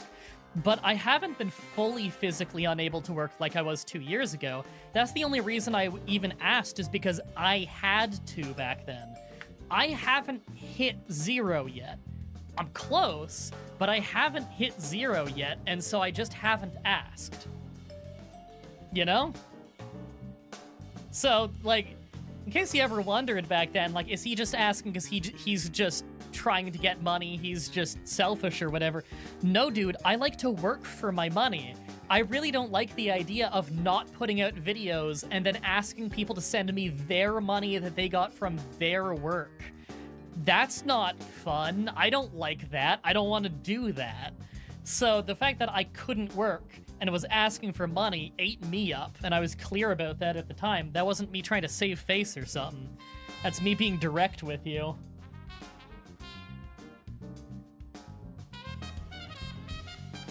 So yeah, if you want to donate on Patreon, or donate in the link in the description where my tip link is, you can, but always take care of you and yours first. Only send money if you well and truly have money to throw around, you know? Take care of you and the people in your life. That's top priority. And the show will always be free, and I'm never gonna force you to pay money. Like, that's just how it is, you know? You're not guilty of anything if you don't send money. You're not lesser. You're not a worse fan. It's just enjoy the show. I just appreciate that you enjoy the show, you know? Need to watch more MDB videos because I have little money but a lot of time. I mean, yeah, I guess that does help, yes, but, like, please, only watch as much as you enjoy watching. Don't force yourself to watch stuff you're not interested in. No one's obligated to do anything for me. This show is supposed to be fun, and it's only gonna stay fun if I do fun things on it. Sometimes that means making compromise, you know? For compromising my wallet and compromising my quality of living. Ugh, I gotta sit down. I've been standing for like 2 hours. There we go. I could watch you commentate MS Paint MDB. Well, watch the Let's Plays then. That's the thing, is just watch my Let's Plays, watch the streams, watch anything. You can just put it on the side. Even if it's a game you're not interested in, you'll probably find yourself being interested in what I'm talking about. That's how the show is.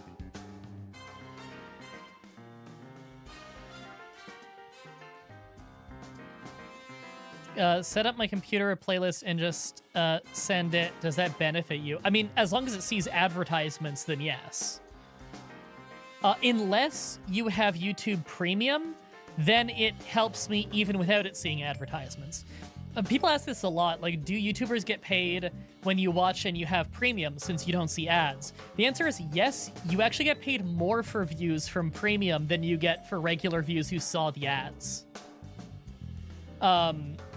Premium is just worth so much more than regular views.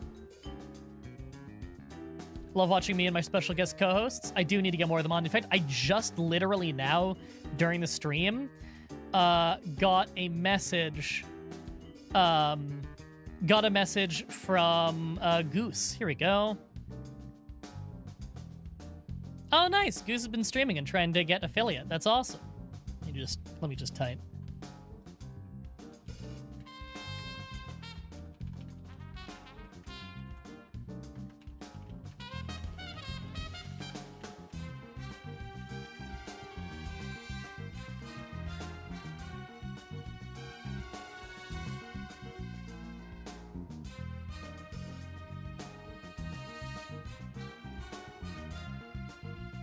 There we go. Okay, let me get that back open. Read somewhere if you skip the ad, the creator doesn't get the money. Is that real? I don't think that's real anymore. I think it used to work that way for a time, but I don't think it works that way anymore. I could be wrong, though. Naps are so real. I have like a 20-minute nap after not sleeping at all, and I immediately feel like I slept 8 hours. Man, I wish I was like that. For me, I can't take naps. I get super disoriented and feel like crap the whole rest of the day. Plus, I can't fall asleep in 20 minutes. Takes me longer than that to fall asleep.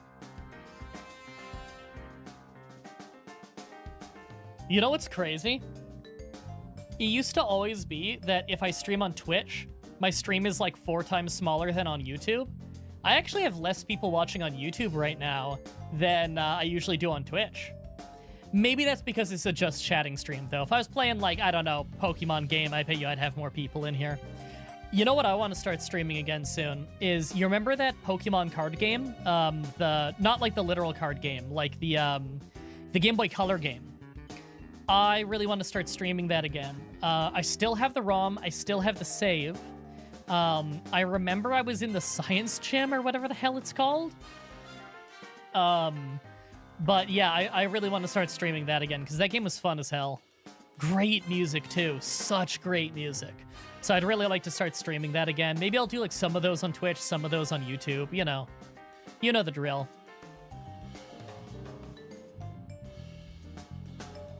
Yeah, that's the one. Pokemon... sorry. Pokemon TCG Game Boy Color version, yeah. Said the sequel is not translated officially. Yeah, I think it's like got a fan translation that's pretty good, though. I know that my friend Paraspector plays it. And to be picking up FFTA2 after a decade, like nothing happened, that's the plan. Yeah, actually, like I want to do that soon. I was talking with Truth on that Twitter Spaces a few days ago about it. For anyone who doesn't know, over on Twitter, they have a thing called Twitter Spaces now, where you can do like an impromptu live streamed podcast, and anyone can like join in and ask to be a speaker. I've started doing those. They're kind of fun. I did one with Truth the other day that was really fun. Kept me up way too late. Videos are great and you're a cool person. I won't try and diagnose you. Thank you. I appreciate it. Both the not diagnosing me and also the kind words.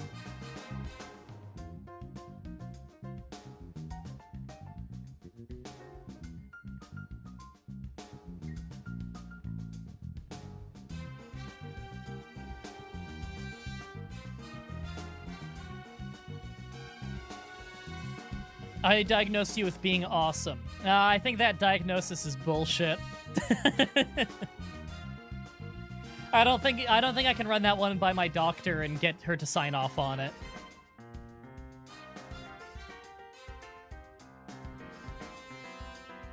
I think my doctor would diagnose me with annoying because I ask questions, and she wants to rush me through the appointment. How dare I have questions about my health? Have you played Final Fantasy, is that 14 before? What the hell one was 14? I haven't played it, but hold on. Let me look up which one 14 is. Is that Road Trip with the Boys? Let me check. Oh, no, that's the online one. That's like the MMO. No, I haven't played that. Or, it's not the MMO, it's the second MMO. Which one was the first MMO again? Was it Final Fantasy 11? I wonder if that one was any good. I don't know.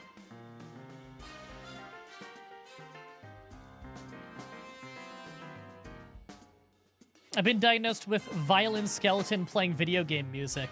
Well, that one checks out. I believe that. Again, I don't know if my doctor will sign off on it, but I will. In my novelization, my diagnosis is correct. Well, if your novelization says so, then I guess it's canonical. I love how many people are making references to Let's Plays on my channel that are legitimately at least 10 years old. In my novelization is a reference not even to my Fable Lost Chapters Let's Play. It's to a tweet, or a comment thread in that. A comment thread which was pre-Google+. So now that whole thread is broken, and it is illegible now. It is probably broken up into a billion different comments. Because after they got rid of Google+, every reply thread on all of YouTube pre-Google+, went from being a thread to just tons of individual comments. They completely broke how it worked. Google+ was such a disaster.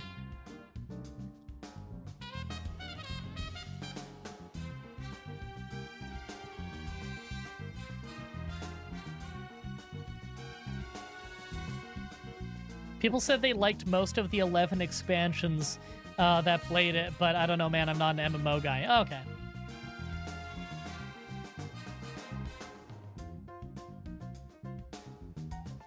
You can only make Super Saiyan Densetsu and Legacy of Goku references. You might like the Dragon Ball Z Team Training Let's Play. That's a Pokemon Fire Red mod that makes the entire world Dragon Ball. That was a really fun one. Literally, like, every single Pokemon is replaced with a character from Dragon Ball and Dragon Ball Z and Super and GT and whatever. Entire cities are remade into, like, cities from Dragon Ball universe and stuff. Like, you go to Planet Namek and stuff. It's really, really good. It's also just very funny. I'll never forget things like, you know how Pokemon Fire Red has that mechanic where you can, like, make slogans out of pre-made statements? Like, you can't type, but you can put in, there's like a list of keywords, and you can put 4 keywords together to make a statement, and then people will repeat it. And we made things like, I am a fighter friend, and Bear Thief absolutely came. So good. Miraculous Ladybug mod inspired by DBZ. What is Miraculous Ladybug? Is that like a show? You ever gonna go back to streaming catching all the team training Pokemon? Maybe, but I don't know. You want to make a mod or a fan game based off One Piece? That could be really good. See, the problem is, it's really high effort to make one of those. You need a lot of skill sets and a lot of time to do that. Not easy. I always thought you could do a really good Star Wars one. If you were to do a Star Wars Pokemon Fire Red ROM hack, you could probably come up with 151 Star Wars characters or races or species or whatever to put in.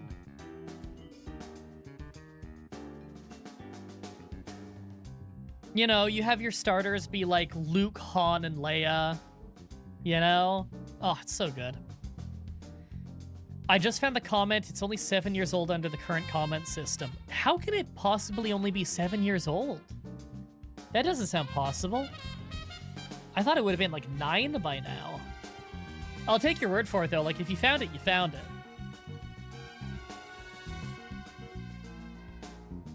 That must have been on the Coliseum episode, right? The arena? Because that's the one where everyone got mad at me. Everyone gets mad at me on the arena episode of Fable Lost Chapters because I killed Whisper. I'm sorry, I killed Whipser. I don't even remember why we call her Whipser. I think someone made a really funny typo calling her Whipser, and it was just so funny, I just call her that from now on. Episode 16, The Arena. I think that is like the most viewed video on that because people would look up The Arena just to relive that part, and then they'd get mad that I was in a good guy playthrough and I killed her. Yeah, damn right Whipser deserved it. She teamed up with bandits to try and kill innocent farmers just because she wanted to show you up. If you play as a good guy in that game, Whisper is unironically evil. She is an awful person.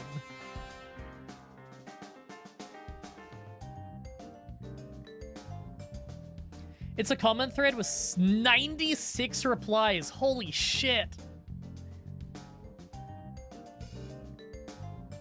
I'm sure it's just one giant argument. Like that, we're talking 7 years ago now. It might even be 8 years because it only ticks over at the beginning of the year. So it's somewhere between 7 and 8 years old, but not exactly 8 years old. So I was much younger and more pessimistic back then. So I'm sure that was a big fucking fight back and forth. I know a bunch of people were in that thread too, because everybody kind of thought that guy was ridiculous. It's because he kept talking about like a novelization or something, trying to prove that Whisper was actually good. But then eventually at some point he said, in my novelization, and we looked it up, and that's when we realized the guy's citation for saying that Whisper in Fable was a good guy was his own fanfics that he would write on the internet. And he would refer to it as his novelization. Oh my god. Yeah, Whipser. I like that when I call her Whisper, you guys correct me to Whipser. Yeah, she's just Whipser now. Yeah, no karma system can wipe the blood from her hands. She's evil. Dude's source was, trust me, bro. Yeah, his source was his own fanfics that he would write on fanfic.net. I'm not joking. He kept referring to it as like, well, in the novelization of Fable, she's this and this and this. And I feel like at some point I just asked, I was like, what novelization are you talking about? Because I couldn't find any like official novelization. And then at some point he said, in my novelization. And we're like, what? And so I looked it up. I looked up like his username or something, and I realized he had like a fanfic.net account, and on that account, he would write fanfiction for Fable about Whisper. This crazy person was arguing me, saying that she's a good guy because his fanfic he wrote said so. What the fuck? Unbelievable. What if I wrote a fanfiction where she's the most evil person ever? Would he just have to comply and say, well, I guess I'm right?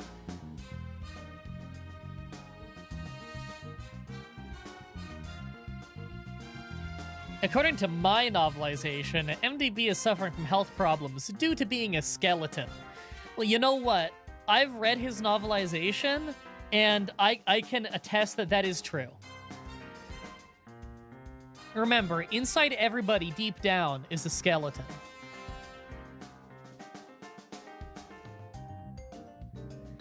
In his novelization, Whisper is good, but in MDB's canon, Whipser isn't. See? That is actually a true statement. In my canon of my playthrough, she tried to kill innocent farmers. Not a good guy. Definitely not a good guy. Hey, at least my fucking canon happened in the video game.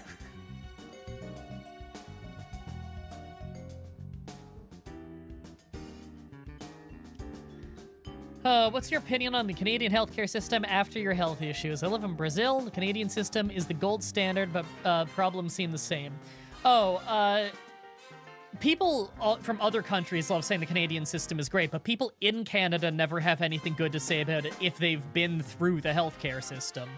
My opinion is the same as before I was dealing with the healthcare system personally, which is that it's like the quality is good, but it's very hard to get that good quality healthcare, and the wait times are atrocious, and you get people trying to diagnose you that are wildly wrong for ages, and you get sent to a million appointments that take months and months and months before they actually happen. Like, there's a million problems. But I already knew that before I was dealing with it, because everybody here has a story.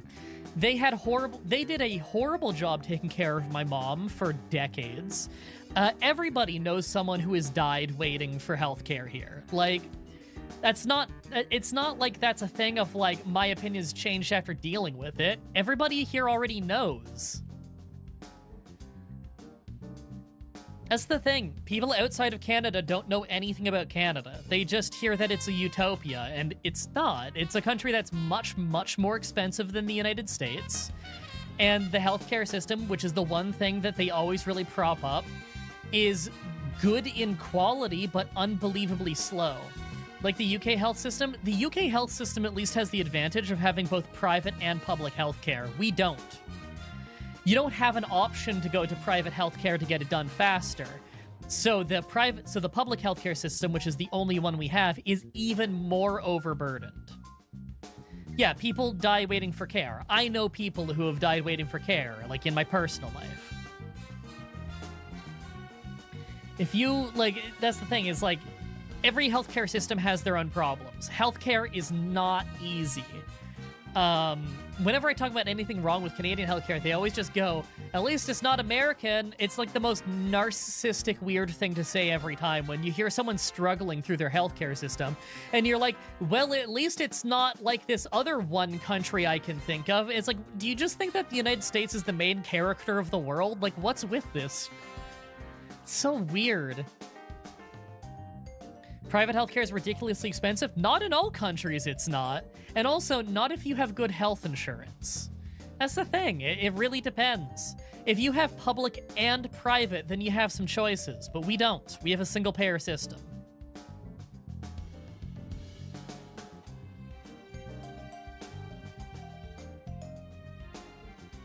And yeah, that's another thing people that I think is very valid for people to bring up.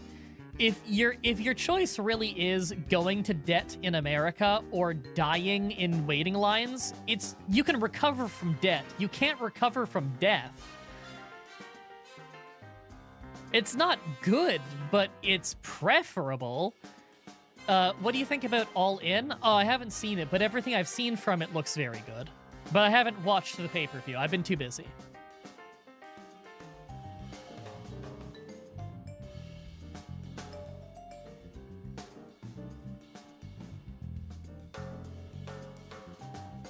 Yeah, America is not actually the main character of the world, believe it or not. There's many countries with their own life experiences.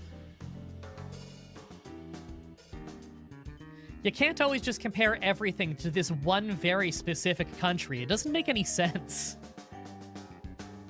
I like the United States, but it makes no sense to just compare every last thing to the United States. Like, come on. It's better than healthcare on the moon. It is better than healthcare on the moon. I can't argue with that. It's definitely better than healthcare on the moon. Healthcare on the moon is just whatever you brought with you in the ship. I wonder how hard it is to do, like, healthcare in space. Who knows? Maybe some things are easier. Maybe some things are easier to do in 0G. Did you ever do Pokemon Stadium 2? No, but I will.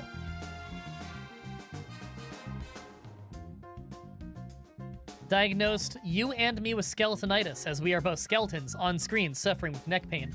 That is canon. I am a skeleton on screen suffering with neck pain.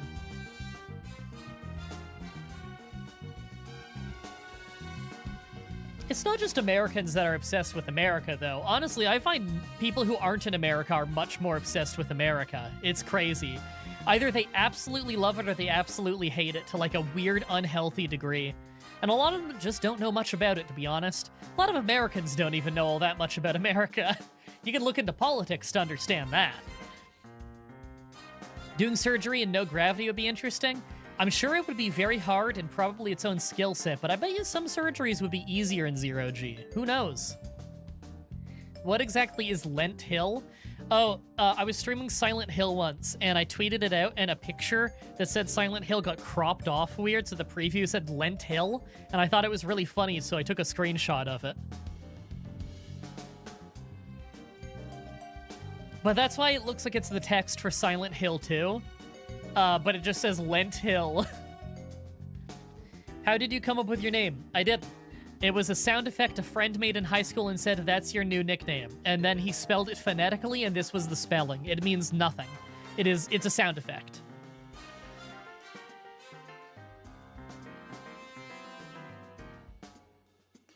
Yeah, it's a screenshot of a cropped screenshot.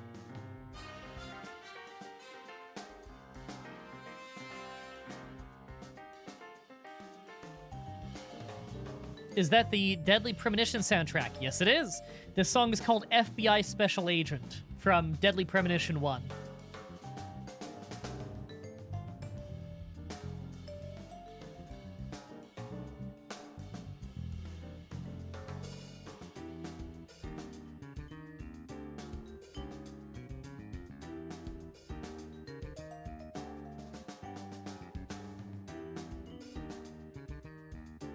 As a proud beer-fearing, God-drinking American, I can confirm some people here don't know much about America. Yep. Look, it's the same thing in a lot of countries. A lot of Canadians don't really know a whole lot about Canada either. Is that the soundtrack with spoiler names? Yes. Yes, it is. Bafflingly enough, there are spoilers in the soundtrack of Deadly Premonition, which is nuts considering Deadly Premonition is a murder mystery. It should not have spoilers in the fucking soundtrack. Are you a straight-edge Canadian? No. Celebrating your birthday early with your girlfriend. Happy early birthday. Hope you have a fun time.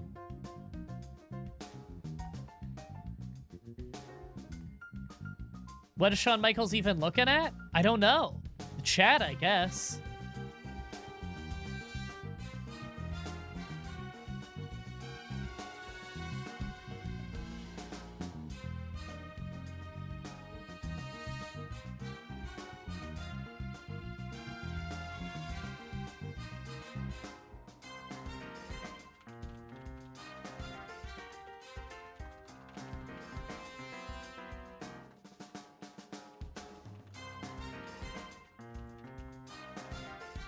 Hold on, let me grab this picture. Sorry, I was typing to my friend Jax. Athena, you know her from the Raft Let's Play. I send her wrestling photography that's really cool, and I just showed her this picture that I'm about to put on screen. This one. Psycho Sid, also known as Sid Vicious, also known as Sid Justice, just died the other day. He's a pro wrestler.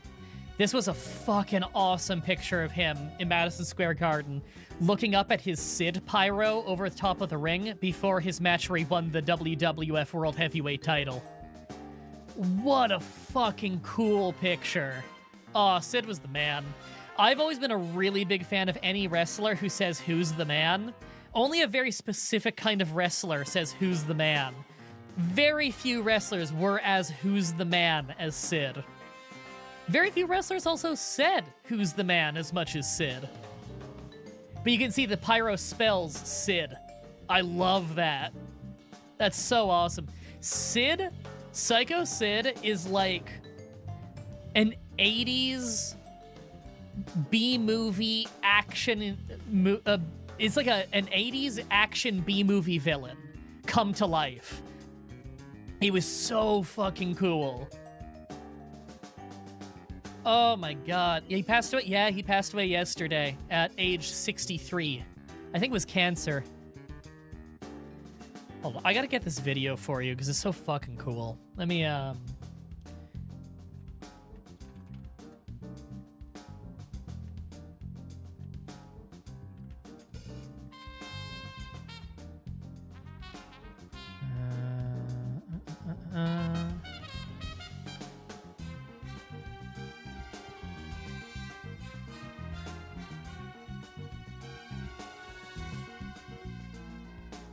there it is. Now, I can't play this on the stream because it's got licensed music. But I will link it to you because it is so fucking cool. Okay, here we go. I'm gonna put that in the chat. There we go. Wasn't the B-movie villain an old fat guy? I'm gonna assume you're joking, but for anyone who doesn't get the joke, no, I'm talking about B-movies. You know, like the genre. Been watching for like 7 years now. Love the Oblivion videos. Thank you, thank you.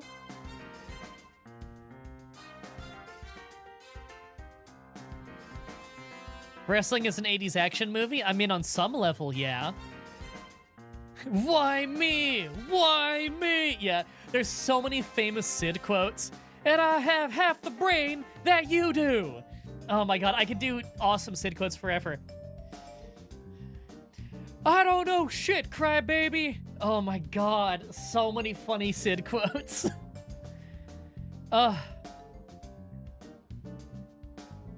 Nah, don't worry about missing too much lore to drop in. Remember, there's more than one wrestling company in the world. You can drop in at any time and have an awesome time. Remember, there's more than just WWE as well. Like, I barely even watch WWE nowadays. I watch TNA, I watch AEW, although I haven't seen much of it the last year. I've been really busy. I never miss an episode of NWA Power. I love NWA. It's a very short, easily digestible show. It's only 45 minutes every week, so really easy to catch up on that. Don't worry about missing out on lore, because it's a weekly show that's gone on for years and years and years. Wrestling never stops. You're allowed to jump in at any time, and it's okay. Don't worry about it, man. Just have fun with it.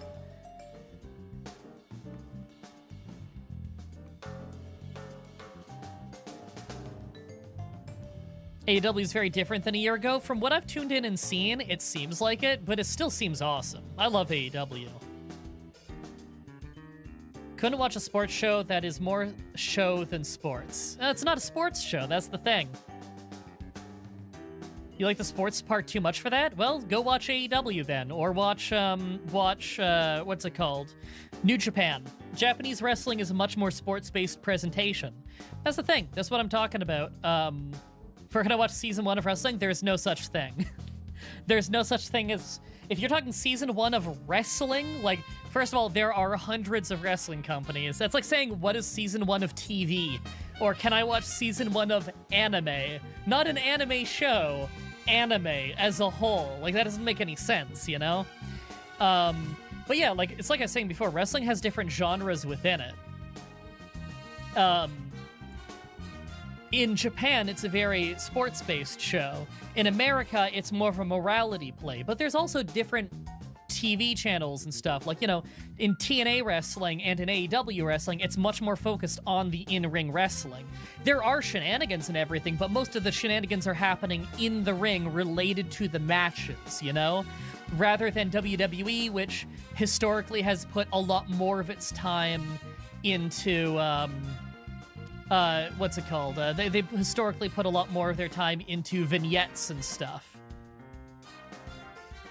But even then, they've started to go a bit more wrestling-focused in the last year, ever since Triple H took over the creative for the company, now that Vince McMahon is gone. And wrestling has more than one royal family, too. Yeah, that's true. There's a whole song about that. I remember when Cody Rhodes was the young rookie tag teaming with Hardcore Bob Holly doing the Silver Spoon DDT. Where can I find season 1 of music? Are there any wrestling moves you get excited to see? You like the Impaler DDT? That's an awesome move. There's a fuckload of moves I get excited to see. Like, loads and loads. I love anyone who can do a good Boss Man Slam. You know, Boss Man Slam, Black Hole Slam, whatever you want to call that move. That is like a top-tier, awesome wrestling move. What is season 1 of YouTube is a wild question, yeah.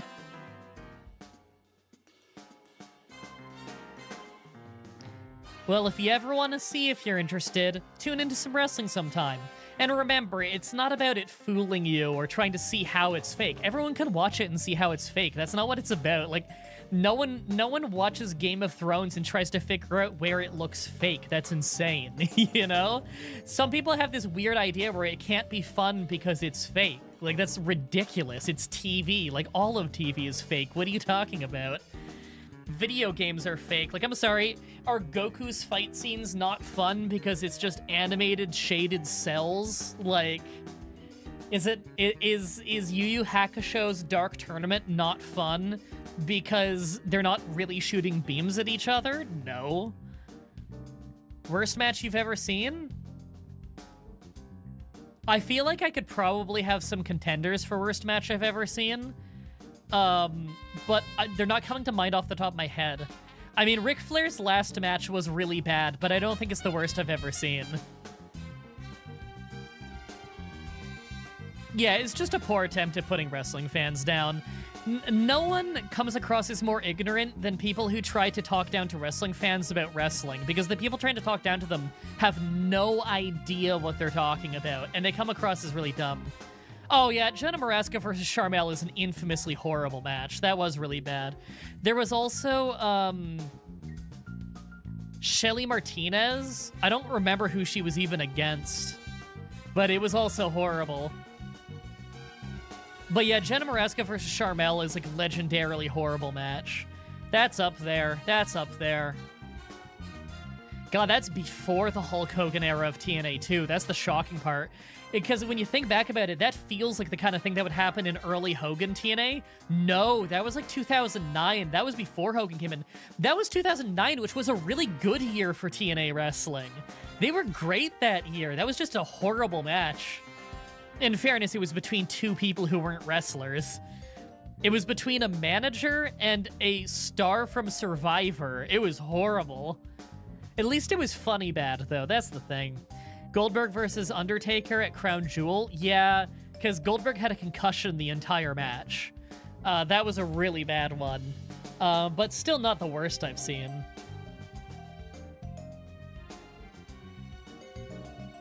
Yu Yu Hakusho's Dark Tournament arc was only bad because it took 6 hours to display 3 days. I liked it. I liked it a lot. I like tournament arcs in anime, but I don't watch much anime. Seth Rollins versus The Fiend? Oh, Seth Rollins The Fiend has one of the worst endings I've seen in a WWE match.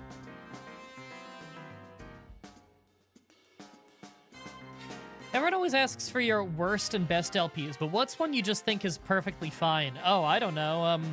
I would need the list in front of me because I've Let's Played so many games. Like, again, hundreds. Ooh, I need to grab that link. Hold on. Where is it? Where is it? I gotta scroll. Here it is. I gotta get this link from Twitter. I'll drop this in the chat for you guys, too, in case any of you want to see it. But Jax was just asking me to see the entrance. You see that screenshot on screen of Sid looking at the Sid pyro? It's from this entrance, and it's so fucking good. Let me link that to Jax.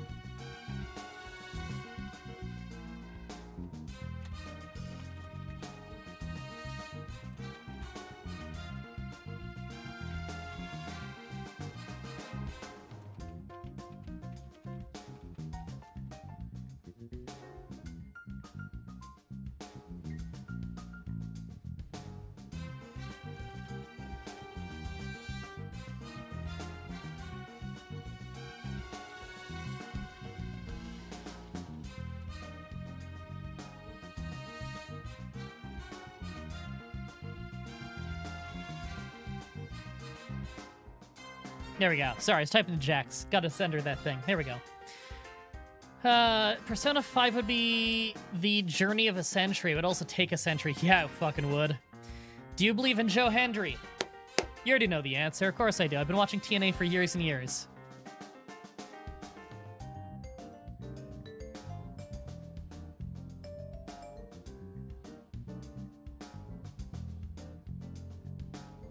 Wyatt versus Strowman, the Swamp one. I don't really remember that one very well.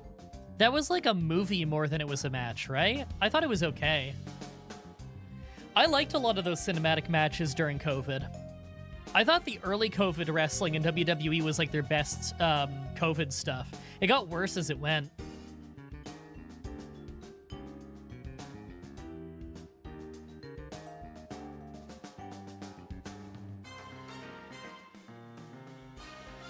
I really liked the Money in the Bank match during COVID.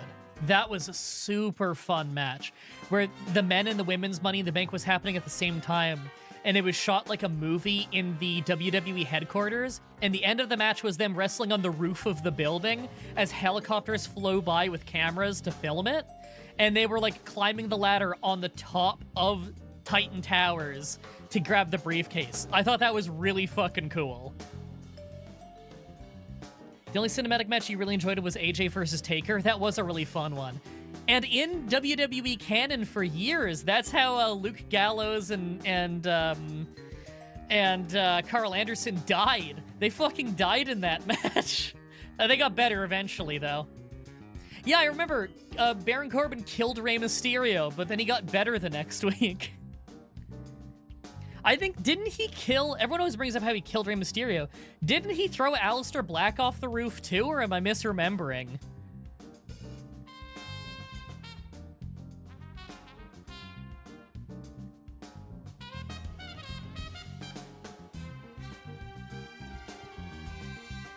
Had a friend on Twitch who does wrestling-themed Yu-Gi-Oh! Master Duel tourneys. I don't even know what that would look like. Yeah, he killed Rey Mysterio and Aleister Black. He threw both of them off the roof of a skyscraper in that match. And then they just came back. I think in commentary they explained that. They're like, oh, thankfully there was a lower platform to the rooftop that they landed on and they were fine. But, like, they just went off screen and weren't talked about for the rest of the pay-per-view. So, like, you're just left to assume that they fucking died. Oh, it's so funny.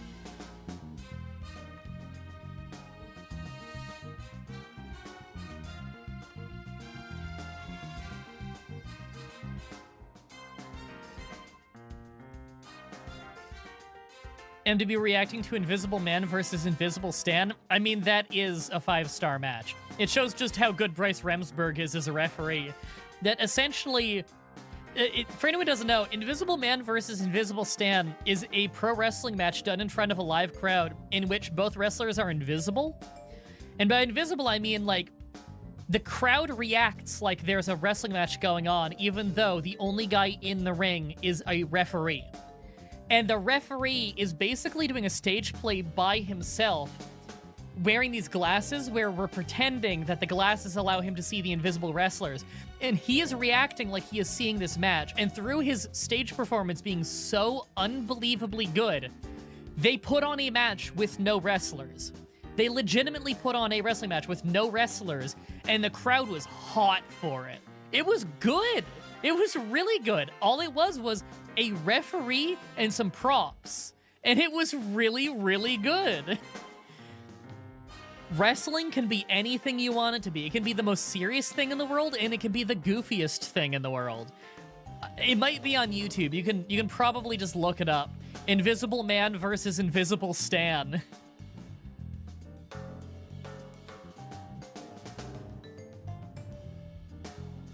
That's the thing, is it really does prove that the audience is a part of the cast in pro wrestling.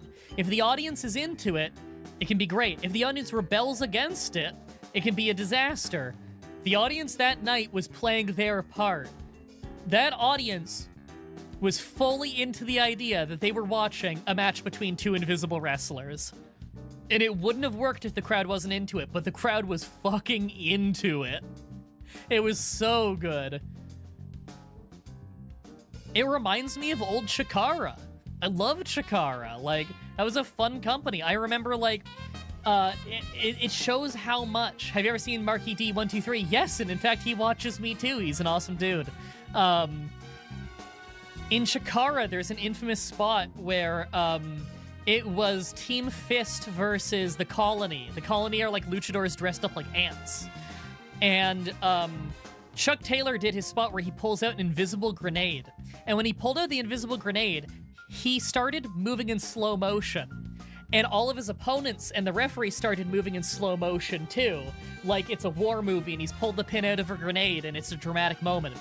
And Soldier Ant starts pushing everybody out of the way because Soldier Ant is going to jump on the grenade to save his comrades. And as soon as the crowd realized that all the wrestlers and performers are going in slow motion, the crowd started chanting and cheering in slow motion because they were into it. They wanted to be part of the show.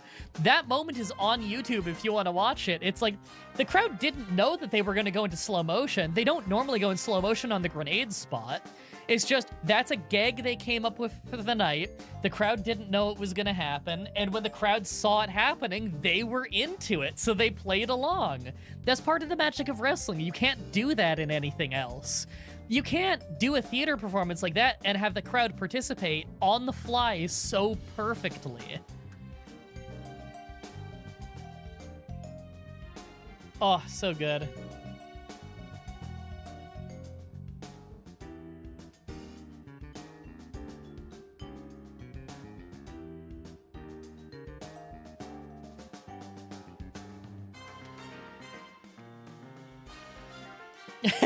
No, I mean, I'm literally autistic and I was hyperfixated on wrestling for about 6 years. Dude, I'm literally autistic and I've been hyperfixated on wrestling since I was 12 or 13. That's around how old I was when I got into it. I can't help it. I just love pro wrestling. It's my favorite art form above even... I like it even more than I like video games. And I love video games, but goddamn, man, pro wrestling is something special. There's nothing like it. There never will be something like it. It is truly unique. Hi, Rocky. I don't know if you heard his meowing. He came in to say hi.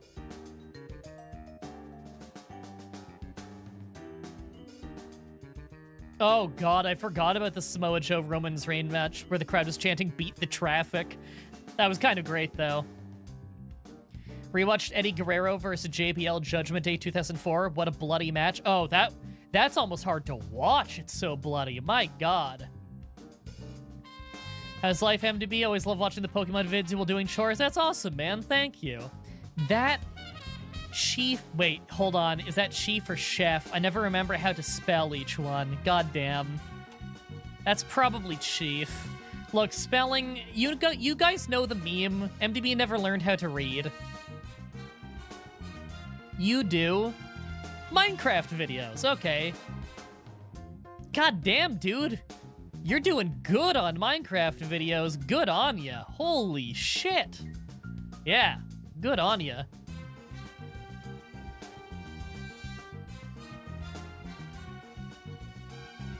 Maybe you could do a side channel where you do cooking videos. And you call that one That Chef Guy.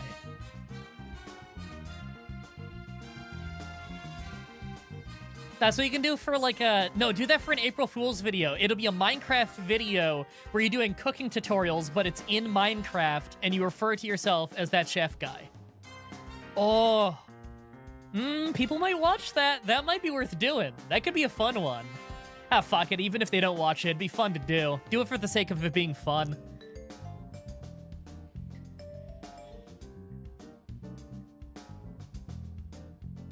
Nice to see autistic people outside of a mirror.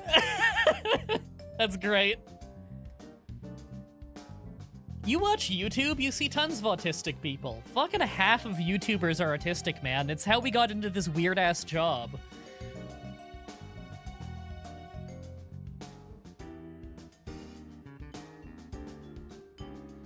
For real, though, like, I know a lot of YouTubers, obviously. I've done this professionally for, like, 15 years now. No, seriously, like, most YouTubers are somewhere on the spectrum. It's just how it is. Look, if you can't hyperfixate, you probably can't do this job. It's a job that is very draining and requires a lot from you. Hi, Rocky. Hey, Screamus. What's up? Did you eat all your food? I guess it has been a couple hours, hasn't it? Let me check. Yeah, I've been live for 2.5 hours. God damn. I feel like I just checked it and it said 1.5 hours. How's it been an hour since then? Wow. Hi. Yeah. Well, you know what? You know what? I should get a little bit of outdoor time because the sun's gonna go down soon and I haven't really gotten any outdoor time today. And my throat is getting kind of sore, so maybe I should give my throat a little bit of now I get a little bit of rest, then maybe I can do my voiceover for my next Pokemon challenge. Not my next one. I mean, the next one I'm editing. So like the one for this week, that's already done. I've already done the voiceover for that. I need to do the voiceover for the one that comes out next week on Saturday. Whenever I tell people I'm autistic, they immediately say, oh, that makes sense. Now I get to say it to you, MDB. Yup. Let me, yeah, get rid of that Psycho Sid image, no matter how cool it is. Okay. I think I'm gonna wrap it up then. I need to take a walk. I need to spend some outdoor time. I need to stretch out my neck and my back and stuff. Thanks for hanging out with me. I appreciate it. The whole recording of this will just be up in the live section, I guess. No reason not to, I guess, you know? Next stream will be on Twitch. Maybe in, like, 2 days? Maybe tomorrow? I don't know. I gotta take Rocky to an appointment tomorrow. Hi. Yeah, he's just staring at me from under the desk. I gotta take him to an appointment tomorrow, but it's not like scary stuff, you know? It's like he's gotta get his shots updated, and that's gonna cost an absolute fortune, man. It's gonna cost so much, but what are you gonna do?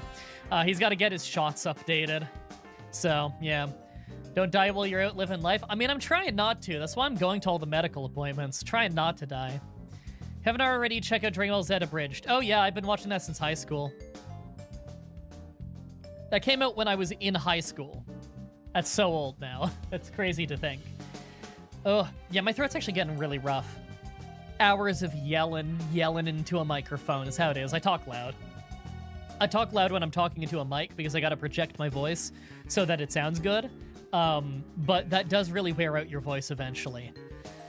I hope the audio balance was okay because normally, even with my stream recordings, I process it through Adobe Audition to get the volume just right before re-rendering it and putting it up on YouTube.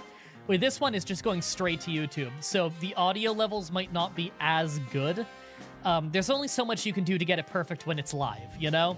Because when it's a recording, you can run it through some effects and stuff that just equal the volume better. When it's live, I got a preamp that helps a little bit with that, but what can you really do? Get yourself some ice water. More likely to be like honey and tea, lozenges, stuff like that. Gargling with salt water, you know. Remember me? Man, you remember my channel from Knights of Honor. Ooh, that's an old game. Good game, though. Okay. Seems fine to me. What, audio levels? Good, good, good.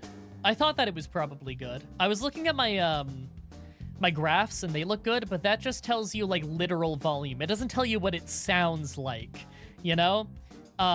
Numbers aren't magic. The human ear is very difficult to understand. You remember watching Kirby Air Ride on release? That was so good. You ever gonna bring back Screenshot Warfare? No. All right. Do you guys have any, like, last-minute questions before I go off air? Anything you want to say before I go? I'll give you guys a couple minutes.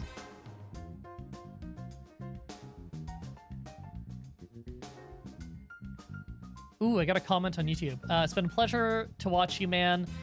From Dawn of War to this, it seems you play games I love. Haha, I don't remember his name, but the one Sisters of Battle made the tree. Oh, Dave the Tree.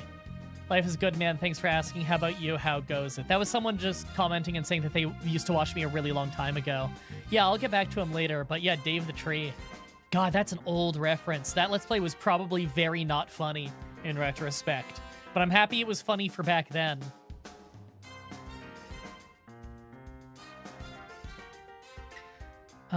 Favorite food to cook? Like, specifically for cooking it? Or do you mean favorite food that I cook to eat? I don't know. Actually, you know what? It doesn't matter because I don't know the answer to either of those. I do cook most of my meals, though, but I don't think I have a favorite thing I make. I make a whole rotation of foods. I like all of them. I don't know. As for, like, the cooking process, I don't think I have a favorite one. Food do you enjoy cooking the most? I don't know. Egg fried rice, maybe? I don't know. Favorite food to cook? Follow you on Twitter? That's not a question, but you can follow me on Twitter. It's linked in the description of all my videos. Will you marry me? Nah, I'm spoken for right now. Will you be raiding another stream after this? No. Can you even raid on YouTube? I didn't know that raiding was even a thing on YouTube.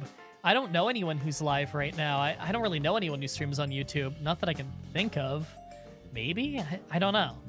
I don't even know where I would look to see who I'm subscribed to who's live. Any chance of a Pokemon challenge in Gen 6 or 7 soon? Well, I can never answer the soon question for the reason I always say. But Gen 6 I will do at some point. I can't promise anything. Hi, Clippy, how's it going? That's a friend of mine. Yeah, great timing. I was just ending.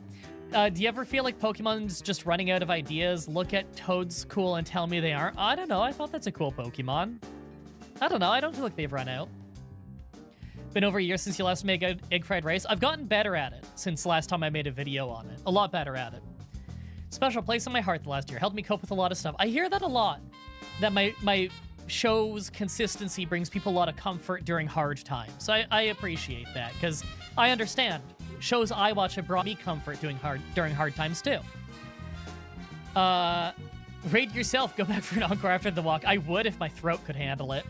Are you gonna play any horror games? Yep, probably at some point. I used to speedrun Silent Hill 2. That's a cool game. You can raid on YouTube. You can redirect through your stream manager or put a link in chat. Oh, okay. Isn't it like a regional variant? Yeah, I think regional variants are really cool.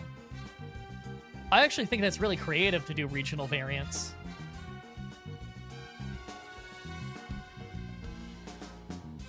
Okay. I think we've run out of questions. Son explanation. What's a couple of Pokemon we can do? Tentacruel, but different. And they changed a couple things. I don't know. I like regional variants. I think it's really cool. It breathes new life into old Pokemon. I like that. Your show got me through school, so it's good being more active while I start college. That's awesome. Congratulations on going to college. I never went to post-secondary education because I was poor. Couldn't afford it. I hope college goes well for you. Started 2 hours. Yeah, started over 2 hours ago, like 2.5 hours ago. We're just ending now. my throat's getting sore, and I got other stuff that I got to do, and I'm still working today.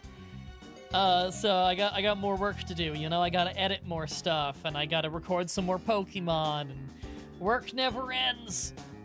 Oh, work never ends. All right. I hope you guys had fun. This whole recording is going to be up on YouTube in the live section. I think it's up the moment the stream ends, but I'm not 100% sure on that.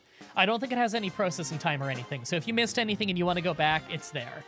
I probably should have stayed on the screen where the chat is on screen so that it's easier to read the chat. Oh, wait, no, that doesn't matter because the chat's saved on YouTube. Yeah, I guess that doesn't matter then. Cool. Those of you watching later will be able to see it. Okay, thanks for watching, everybody. Until next time, have a nice day.